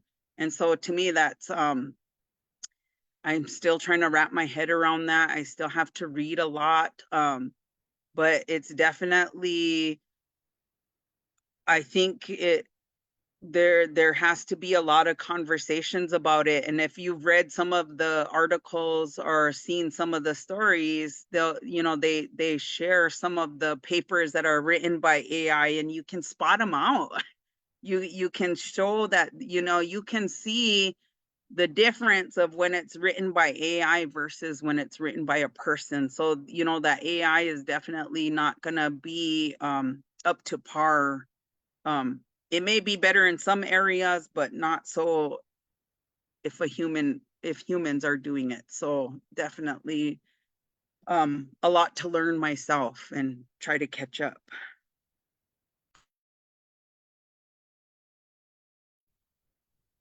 Yeah, I know a little bit about AI. I use some AI algorithm, but AI is, I mean, the word artificial intelligence just describes a class of algorithms. And so an algorithm is it's like a recipe.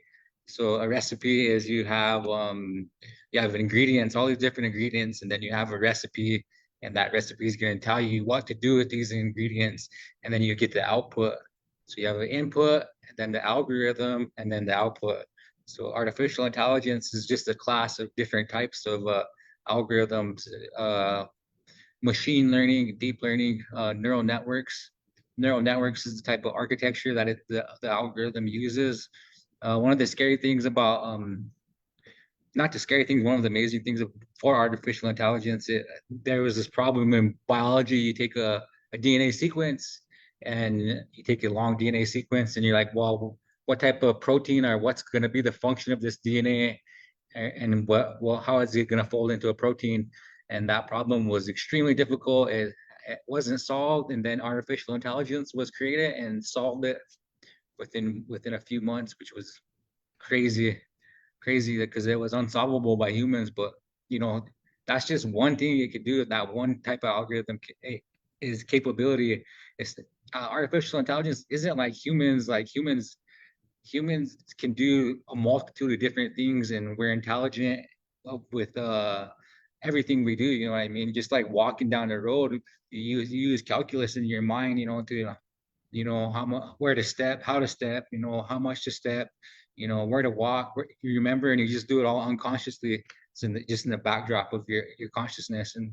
And artificial intelligence is doing the same thing that we're doing, but it's only doing it for one task. It's not doing it for a multitude of tasks like how humans are. So humans will always, in my opinion, are always going to be superior to artificial intelligence. But that one task, like being able to break the protein, like that artificial intelligence beats us, you know, like because they can compute that a lot faster. Chess, they beat humans in chess, they beat them in Go, all these different types of things. One of the things that artificial intelligence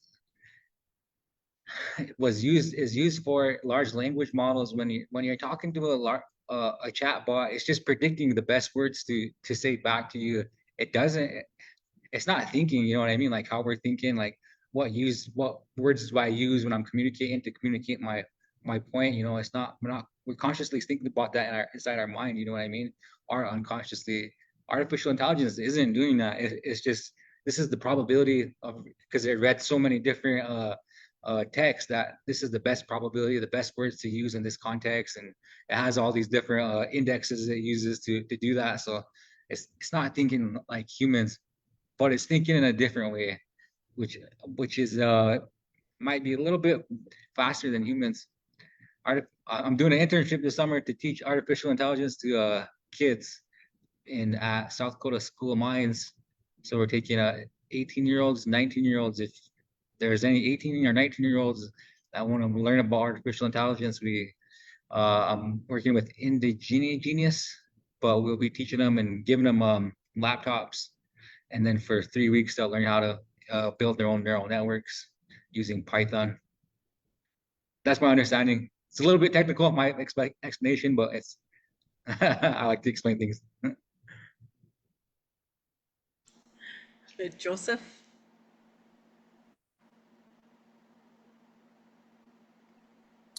Yeah, so I wanted to clarify,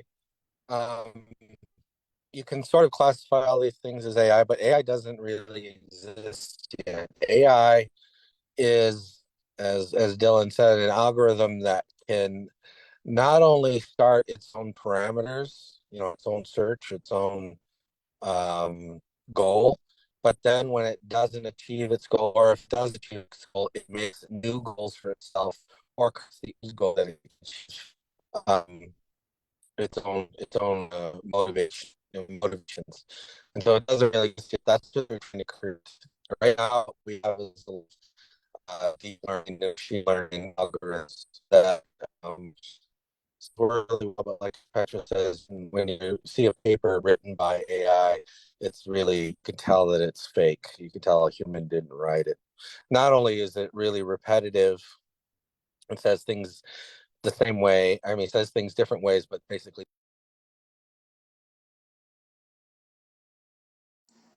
Whoops. Oh, there he is. Are you with I'm us? sorry. Yeah, hang on. I don't know where I got cut off. We're gonna say Can you hear that me? dang AI. Just kidding. I know. We could Talk hear you, about Joseph. AI to nearly mess us up. Right. Joseph, you're talking about the paper, the difference that you can see in the paper when it writes a paper. Yeah, so it's very repetitive when AI writes paper, and if you're knowledgeable, you can pretty much tell where they pulled the information from. A lot of times it's pulling it from Wikipedia, but I've seen AI papers from myself and my colleagues, and it's like, oh, I know who wrote that. That was us. We wrote that. And that's, again, so my stronger point is that the data for natives is so lacking, and it's such a small space in terms of who's creating things, is that you can always tell, like, oh yeah, Petra's the one that wrote that. You know, so the AI is pulling from what's available online. So the two biggest fears about AI when it comes to native data is there isn't a lot of native data out there. So anything that comes from AI is going to be very biased because the data doesn't exist, and the data that does exist is incomplete. Like if you wanted to do type 2 diabetes, you need the people when they were healthy and when they were sick and when they recovered from medication. You need their grandparents, you need their grandchildren, and you need total outcomes, like, well, how long did they live? Did they have other things wrong with them? And those sorts of data sets for natives just don't exist. Most tribal data is cross-sectional, meaning that it's a snapshot in time for a very limited set of data points that they're collecting. So they might just do blood and blood sugar levels and nothing else, and they don't have all the rest of the data that you should have with it. So that's one thing, is that the AI is going to produce bad conclusions because the data is incomplete. The other thing is what I was talking about earlier about proxy data. So the biggest thing is Taxol. Taxol is a chemotherapeutic agent that came from the tribes in the Pacific Northwest, from a very rare tree, a very slow growing tree called the Pacific yew. And in the 90s and the early 2000s, they cut down all the trees to make this drug that sold for a lot of money, like $10,000 a treatment. Now the trees don't exist anymore, and not one tribal member got any money for that drug. The reason why people found that drug is because in the old days, AI were people, right? AI were historians, anthropologists, archaeologists, ethnobotanists, and then eventual researchers and medical people. So it took a long time to find that treatment for cancer. Somebody had to follow a trail on paper in books to say, hey, where can we find new chemotherapeutic drugs? Oh, these Indians in the Pacific Northwest have been using this drug successfully for centuries. Let's go cut down all the trees. Nowadays, with AI, it's going to happen a lot faster. The AI is going to go through every digitized publication it can find and breadcrumb to those secret resources that tribes have. So this is why I'm worried about proxy data. You don't need consent. You don't need permission, because all of this information is already in a library or on a museum shelf somewhere. I don't know if you guys talked about the Nagoya Protocol. The Nagoya Protocol got signed by everybody except for Canada, the United States, and Australia, and New Zealand.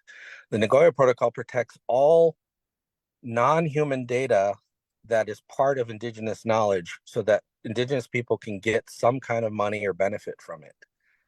Now, those big countries, United States, Canada, Australia, New Zealand, didn't sign it. That should tell you something.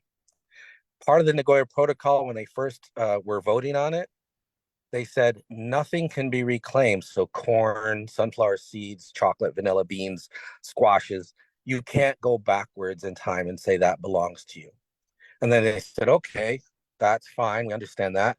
And then they said, well, anything that has been described in a book or anything that's on a museum shelf, like say they have Timsala, that can't be protected either because it was collected before Nagoya. So there's very few things that are protected by Nagoya in terms of Indigenous knowledge and data systems. And that's what scares me, is because the AI is going to put together all of these data points. Well, near Timsala is also growing this medicinal plant, and this medicinal plant is used for blah, blah, blah. Maybe this has some sort of benefit that we can turn into big pharma. So that's why I'm worried about AI and machine learning, is because there isn't anything right now to protect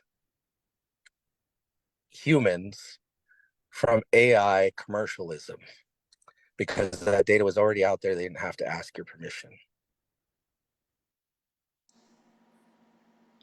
Deborah? Well, Maya, really good information. Again, Iya Iktomi has been trying to destroy us forever. And historically, stepping back a little bit from the previous conversation, so who's to say that Christopher Columbus wasn't Iktomi coming here, sent by the crown basically, and sticking his cross on the ground, declaring the land in the name of Christianity, in the same Christianity. So in the name of that, basically, and then acknowledging that as conquest to Turtle Island. And so with that being said, tools invented by Iya Iktomi are probably invented to hurt us, to continue to take over who we are and basically get rid of us, in a sense, to make a long story short. But it is scary when we talk about our DNA and then now AI. But in that sense, again, stepping back with our DNA, I think that's more scarier to try to keep it, because usually people invent things that are of value to them. So as Lakota people, as Indigenous people, what are our values? And if we're going to be adapting to today's world in regards to that, what are our values? So again, our values in connection with what, why, when, and how. So with that, in regards to that, the DNA, and it as Joseph was talking in regards to those trees, what came to my mind, and I just want to put this out there, I don't mean to be inflammatory. I'm just talking through knowledge and understanding and continued learning. So in regards to that, what's happening in the world? What's happening in the Middle East? With that DNA, Israel don't allow their citizens to do DNA testing at all.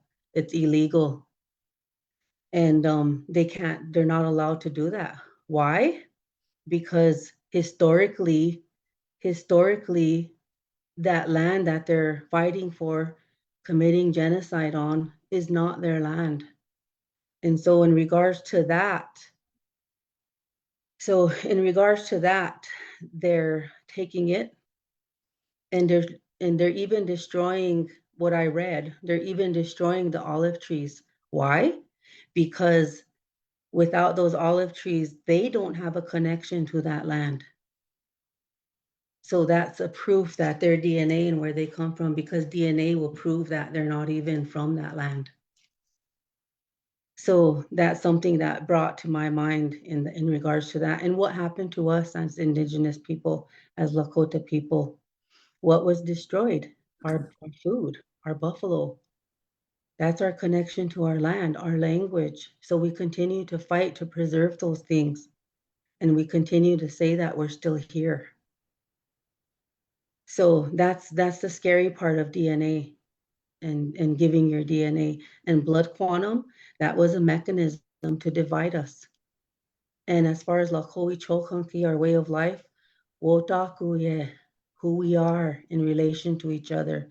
Otakuye is acknowledging our relationship to everything that exists.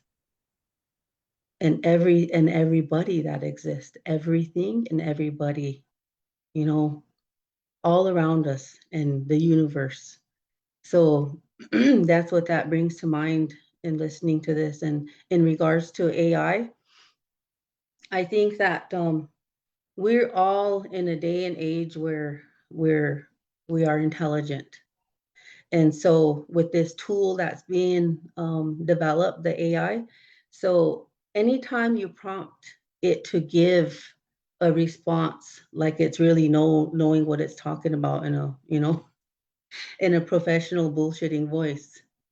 As in individuals, as educated people, we know. And we know that the process of Western education requires you to cite things. So where are those things being cited? Even AI tells you where it's getting its information. So people need to cite that. So if you're learning and using AI, then you're required to cite your information. And anybody in the educational institution that knows that those things could easily be questioned. But there was positive and negative in everything. And I think the positive thing about AI is that you can tell it, you can ask it, you can tell it anything, and it helps you to be more efficient in your research. Because you should always be checking what you're writing. And if you're using AI, fact check what AI is telling you. And if you're worried about the Ikdomi controlling it and Wakizomi fooling us, then you're intelligent enough to research it otherwise. So the positive thing is I think it's efficient And if we're to adapt to this moving world, we should adapt to that with having sense about it, and always looking back to who we are as Lakota people, as Indigenous people, because there's a lot of things that we adapted to, but we need to keep in mind that in the world that we have to fit in today, we have the ability to create our own laws.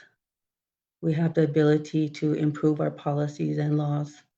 And that's what we should be doing for the good of our people, not to suppress, and continue to oppress ourselves, but to help us. So we have that choice to say, Iktomi, you gave us AI. We're going to use it for this and not for what you intend it to. And this is what we're going to do to protect ourselves with. So I think I'm still learning in regards to those algorithms, because that is what it is. And I've been learning, and I've been trying to see the positive in everything, because as Indigenous people, as a Lakota woman, that's what we do. Look at it. It's at our door. Iktomi showed us another tool, so how can it help us? And how can it hurt us? And that's how I'm going to make my decision, as much as I learn about it, and as much as I'll probably I'm going to be talking to my children about it, like everything. So I hope that continues to be a discussion. One of the things that I think about with AI is I started, just from being a teacher, I started taking AI classes, different trainings, whatever there was available, so that I could understand how I could use it to help my students learn. And there was this challenge that another participant of this workshop was taking, and it was to ask about Palestine. And so one of the things that we were being informed is that AI can also be used to erase cultures and people, depending on who puts the information in. And so I had asked questions about Palestine, and AI kept giving me answers about Israel. And it wouldn't acknowledge Palestinians as original inhabitants. It kept talking about Israel. And then it would go back to 4,000 years ago or whatever, and I'd be like kind of arguing with AI because that's not even historically correct. But it had been probably about 4 months, and then I went back to AI and I asked, and here now it talks about Palestine. It doesn't mention like with Israel. And then we see like with Google, Google is erasing Palestine from the map. So you ask Google Maps about Palestine, Israel comes up. And so it's like really important to understand that, the power of it as well, because it can also erase us if we're not paying attention. But Joseph, you had your hand up, so I will pass to you. Yeah, it's related to your story.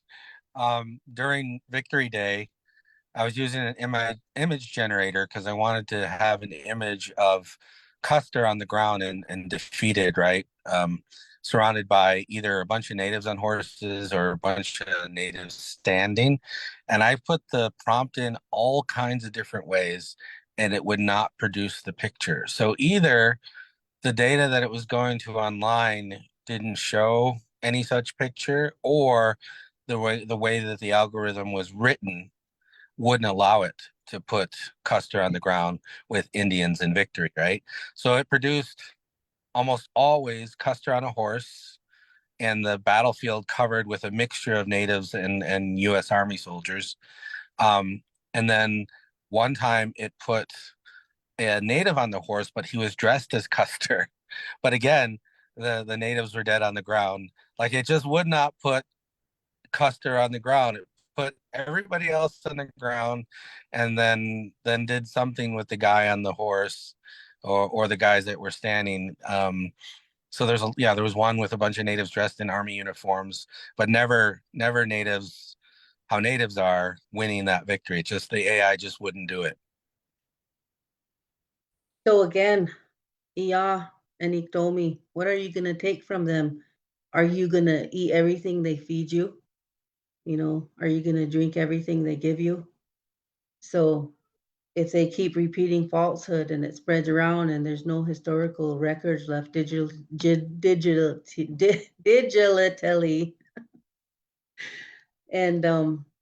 and our imprint, to think that even if it's in print, it might be left as a myth. You know, what are you gonna take from it? And again, you know your history, you know your people. We know historically that our stories are passed on from generation to generation. And so how can you use AI to your benefit? Or are you gonna let it determine your future? And are you gonna let it change the story? So always check, and look at your foundational knowledge. In that regard, I don't think anybody can erase a people or a culture. I don't think that's possible. So again, I don't think that oppressing and suppressing our ability to think for ourselves, you know, I don't think we can allow anything or anyone to do that but ourselves. And I commend you, Maggie, that I think it's terrific that you're open-minded to look at that for the benefit of your students, because you know how to fact check, you know how to the system works. And I believe that the goodness in your heart, your altruism, your indigenous self is always looking to help our people to grow and develop, and not to oppress or suppress. So tools that are available to us, we decide how we're going to use them, because it's our choice, and that is data sovereignty.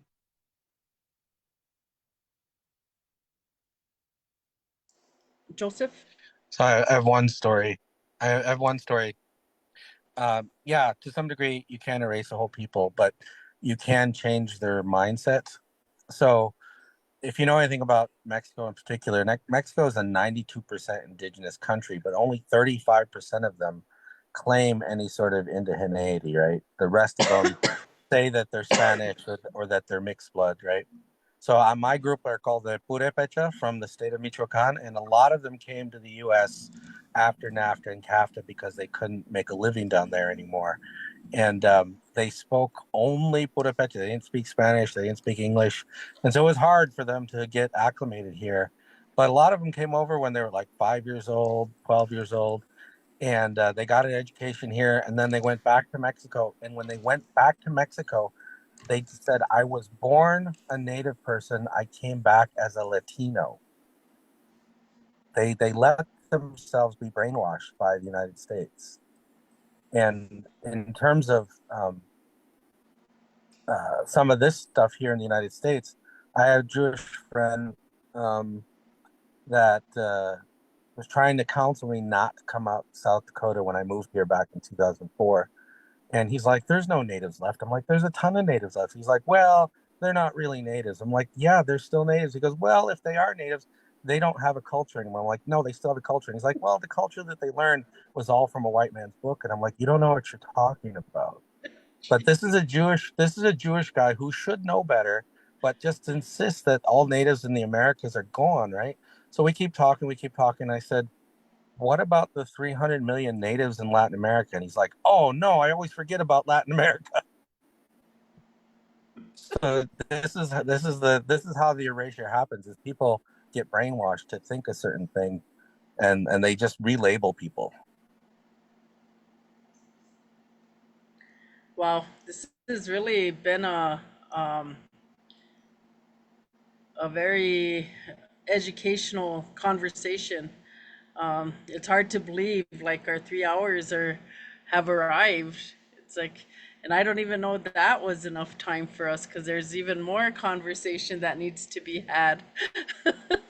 So maybe we'll try to schedule another panel discussion and dig deep into other areas of genomics and DNA and sovereignty, or the data sovereignty, AI, all the consequences, the pros and cons of everything, right? There's everything, there's a good thing to everything and there's the bad thing to everything. Um, that's just kind of how it goes.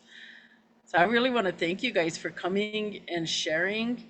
This is an important conversation. I've had other people talk to me about all, like, where's our laws, what are we doing to protect ourselves, or what's the tribes doing to protect us, and then having Joseph on in February really like pushed me to that place of like, you know, yeah, we need to do something. And then he's continually said, well, what are we doing? What are we doing? So we did this, and so we'll work to do more of this and try to have these conversations, and even to a place to offer legislatures who may be watching, you know, what they could be doing in their tribal councils or in their communities to protect their own data and to protect themselves. So in our closing here, I want to give everybody an opportunity to have your closing remarks.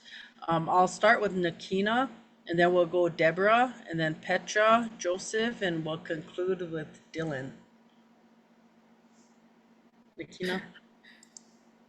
Just Pilamaya for sharing your guys' wisdom and knowledge, and in our, I guess, the lifelong learning that we're all in. Geez, my mind, yeah, my mind is blowing right now with everything that I got to hear, and I'm thankful that Maggie had asked me to moderate this panel, and this is going to be, I'm just thankful, just very grateful for the knowledge that you guys shared, and I'll pass it off to the next person. Deborah?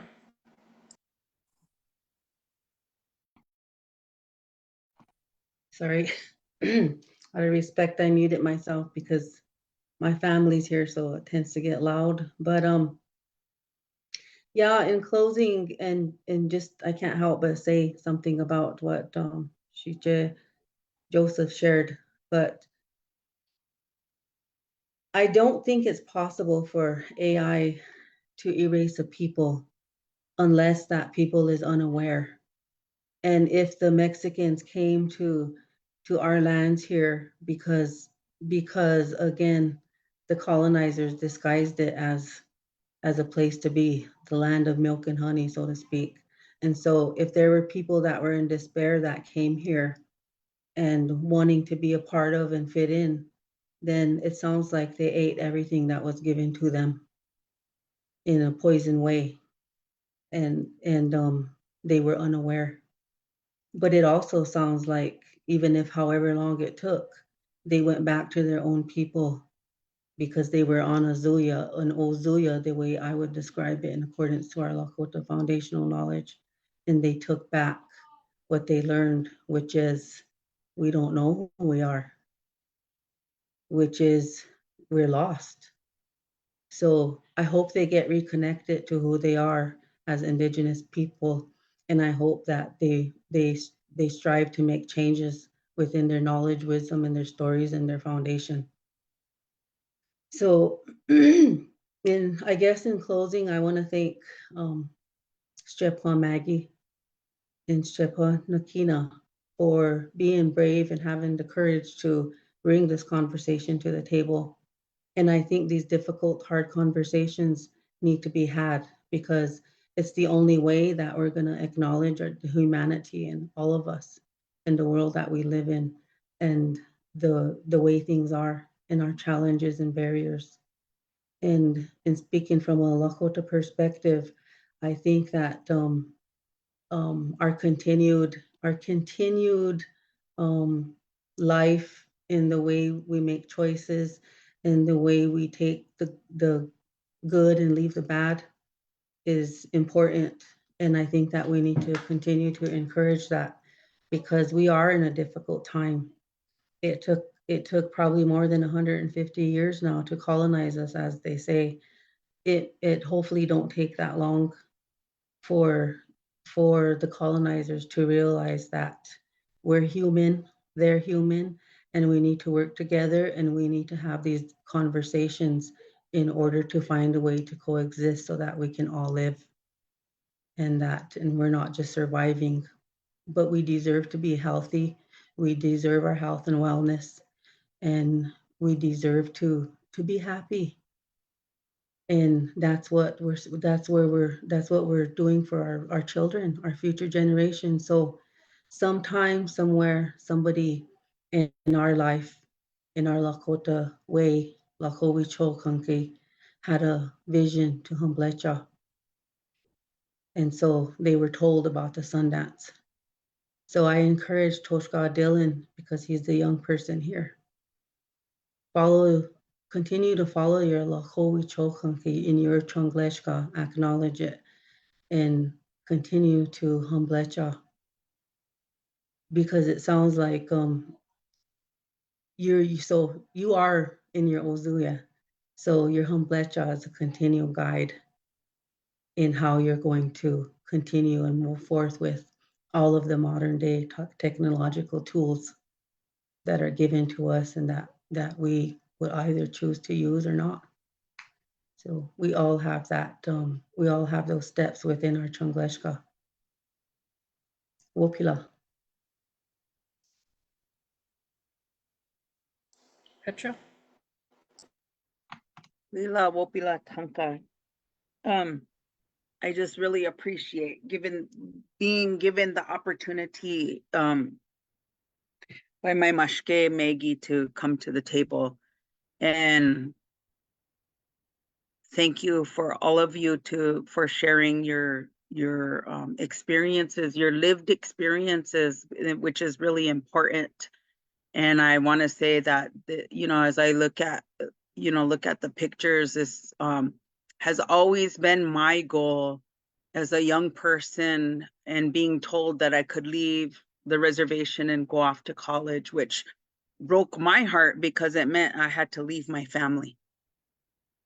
My promise to myself was to come home and return home, and that's what I have done. And it's hard. It's not easy whatsoever, because the spaces are not there for us all the time, in regards to, we left and we got our education and now we come back, but it's so important.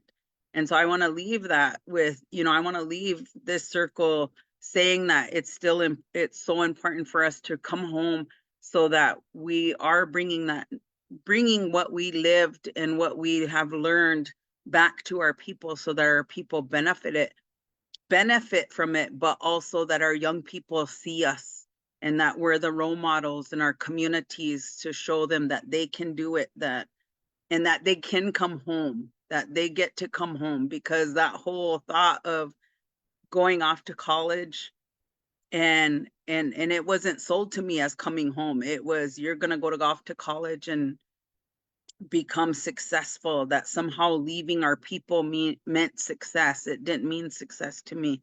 So I just want to say that this is why this little circle here, this is why it's important for us to continue to come home. Thank you. Joseph?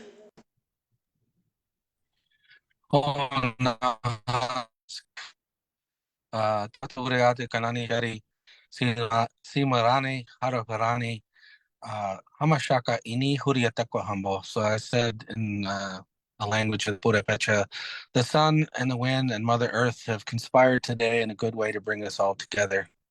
And it was a good day. Thank you for letting me be here. I wanted to thank all of the Ocheti Shakhoe for allowing me in their space, starting back in 2003. I lived on Shine River since about 2004.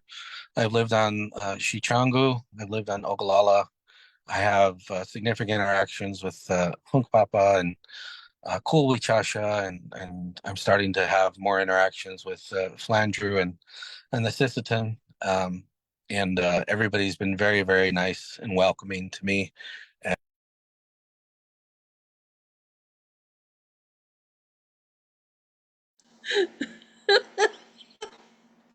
Oh, oh, here he comes again.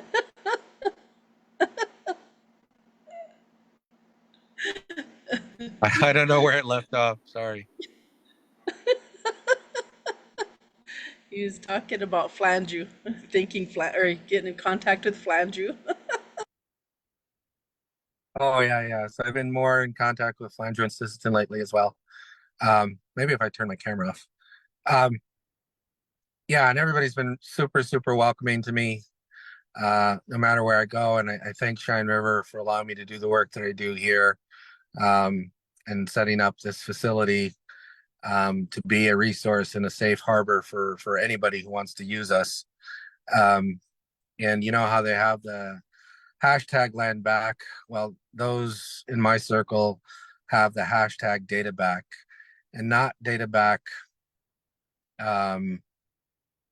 in necessarily the way that it was taken from us, but data back in that it was always done on tribes' behalf, but very rarely shared backwards. Like I said, with the COVID data, it wasn't shared back the way it was supposed to be. So the Bureau of Land Management, Game Fish and Parks, the Department of Energy, the Department of Defense, USGS, NIH, NSF, EPA, CDC, they all should give data back to the tribes. And then new data like business systems, voting systems, all that data should come back so that tribes can do their proper planning and get their proper funding so that they can do the work that they need to do to protect their people. So yeah, that I'll just finish with data back. Dillon? Hi, Dr. Yapi. I just want to say thank you to everyone. Thank you for the encouragement.